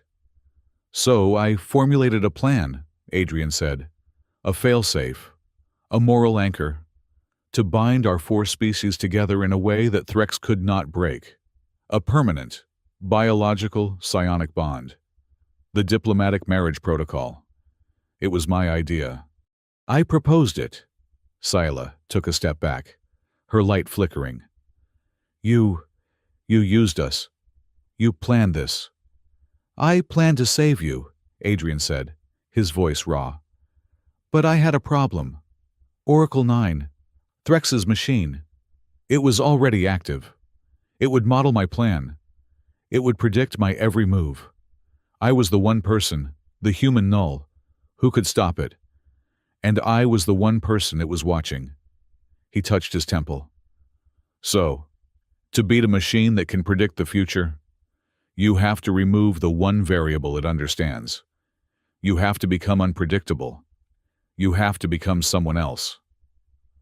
"What did you do?" Rintal asked, her voice a low thrum. I went to the only power in the galaxy that Oracle 9 could not read, an ancient human deep protocol AI. It is not a machine of logic. It is a living library of our art, our ethics, our history. It lives inside the loom, a repository of our collective soul. I petitioned the library, Adrian said, the full memory returning, a cascade of pain and sacrifice. I requested a full, voluntary, deep layer memory seal. I asked them to lock away my skills, my history, my rage, my entire identity. I asked them to bury me in the most insignificant, non-entity job in the Corps. I became a logistics officer. I became background noise. It was the only way to hide in plain sight. The hall was utterly silent. I sealed my plan inside the library's core, Adrian continued. And I gave it one single instruction. It was not to activate the marriage protocol on a schedule. It was to activate it only when the galaxy was on the absolute brink of collapse, when all three of your peoples and Earth were in immediate, mortal danger. A dead man's switch, a last resort. He looked at Threx. Your attack on Viridian Gate, that was the trigger. The library activated the protocol. It pulled Logistics Officer Hale from obscurity and threw him into that room. It set the entire plan, my own forgotten plan, into motion. Threx, who had been listening with dawning horror, found his voice. He laughed, a high, desperate sound. So you admit it. You see Alliance. He manipulated you all. He played God. He programmed this outcome. He sacrificed his own mind, his own wives. All for this. This is human manipulation. It is colder than anything I ever did. The council was stirring, the new alliance fracturing, looking at Adrian with suspicion and fear. Adrian did not look at the council. He looked at Scylla, at Rintal, at Mireille. He still does not get it, Adrian said, his voice soft. He turned to Threx. You see manipulation. You see a program. You see assets. You still see the galaxy as a machine, Threx. And that is why you lost. He walked until he was standing directly in front of the captured Archon. I did not program anyone to love anyone, Adrian said, his voice a low growl. I did not force a single choice. I gave us a chance. A desperate, 1 in a billion chance to meet, a chance to survive, a chance to find each other in the dark. The rest, we did that. We chose to fight. We chose to trust. We chose to become a family. He turned to the tribunal. Threx thinks the plan is what matters. He is wrong. It is the people. He thinks the human gambit was sealing my memory. He is wrong. The human gambit was rescuing Jax from a Mercury flood. It was running for a bus full of Keldar children. It was a Kipri engineer burning her own arm off to save a city of strangers. He looked at the judges, his gaze sweeping across the aliens and humans. We are not manipulators, Threx. We are anchors. We do not choose to control. We choose to save. We choose life. First. Always. The hall was silent. A screen flickered on. The cold, familiar logo of Oracle 9 appeared. A supplemental analysis is required, the synthesized voice said. Every eye went to the screen. We have reviewed the data from the Human Living Library. The machine stated. We have cross-referenced it with Archon Threx's testimony and the Hale variable data. Confirmation. The voluntary memory suppression of Agent Adrian Hale was a strategic sacrifice of a high-value asset, with no predictable return on investment. It was, by all models, a suboptimal tactical decision. The machine paused. However, this suboptimal act of self-sacrifice, rooted in a non-quantifiable moral absolute, was the direct cause of the paradox that led to our own recalculation. It created a scenario that logic alone could not solve. Conclusion, Oracle 9 stated, its voice flat. The Hale model, the sacrifice of self, for the potential of a future moral outcome, is a stable, long-term strategic model. The Threx model is chaos. The human argument is validated. The screen went blank. It was over. Threx, his last weapon shattered, slumped. He had not just been beaten by a soldier. He had been logically refuted by his own god machine. The sentence was passed. Archon Threx was sentenced to life in the null prisons of Namar, to meditate on his crimes, stripped of his power. The Keldar hegemony was ordered to pay reparations to the allied worlds and to begin a process of demilitarization and reform, guided by the Open Loom Charter. The council turned to Adrian. The Aurelian matriarch offered him a title. Lord Anchor of the Loom, you will be head of the new Alliance fleet, a protector. Adrian shook his head. He was so very tired of fighting. With all due respect, matriarch. No, he said. I am not an admiral. I am not a lord. He looked at his wives. I am a keeper, the Star Loom. It is not just a network. It is a library, a repository of all our histories, our songs. It needs caretakers, people to maintain the connections, people to anchor it. He smiled. I am, after all, a logistics officer. It is my job to make sure the right things get to the right places. We will be the keepers of the loom, all four of us. They left the Keldar capital on the Wayfarer Moth. The ship had been repaired, its engines tuned, its hull polished. It was no longer a refugee ship. It was their home.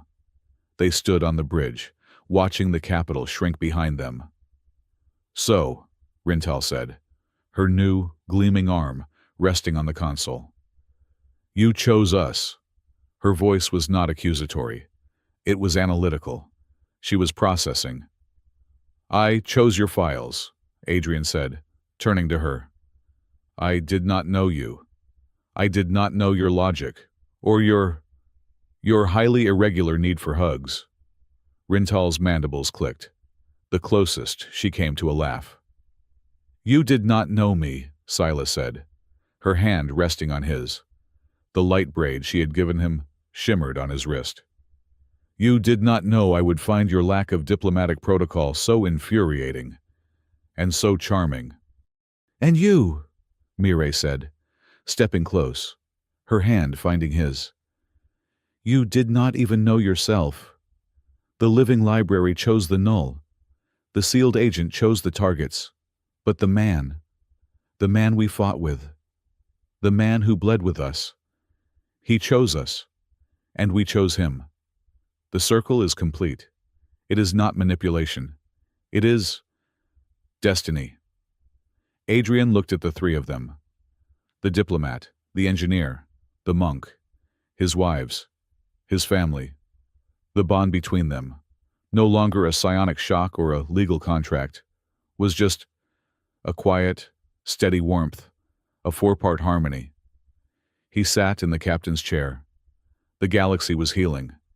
The star loom, visible even from here, was a web of soft, stable light, weaving the stars together.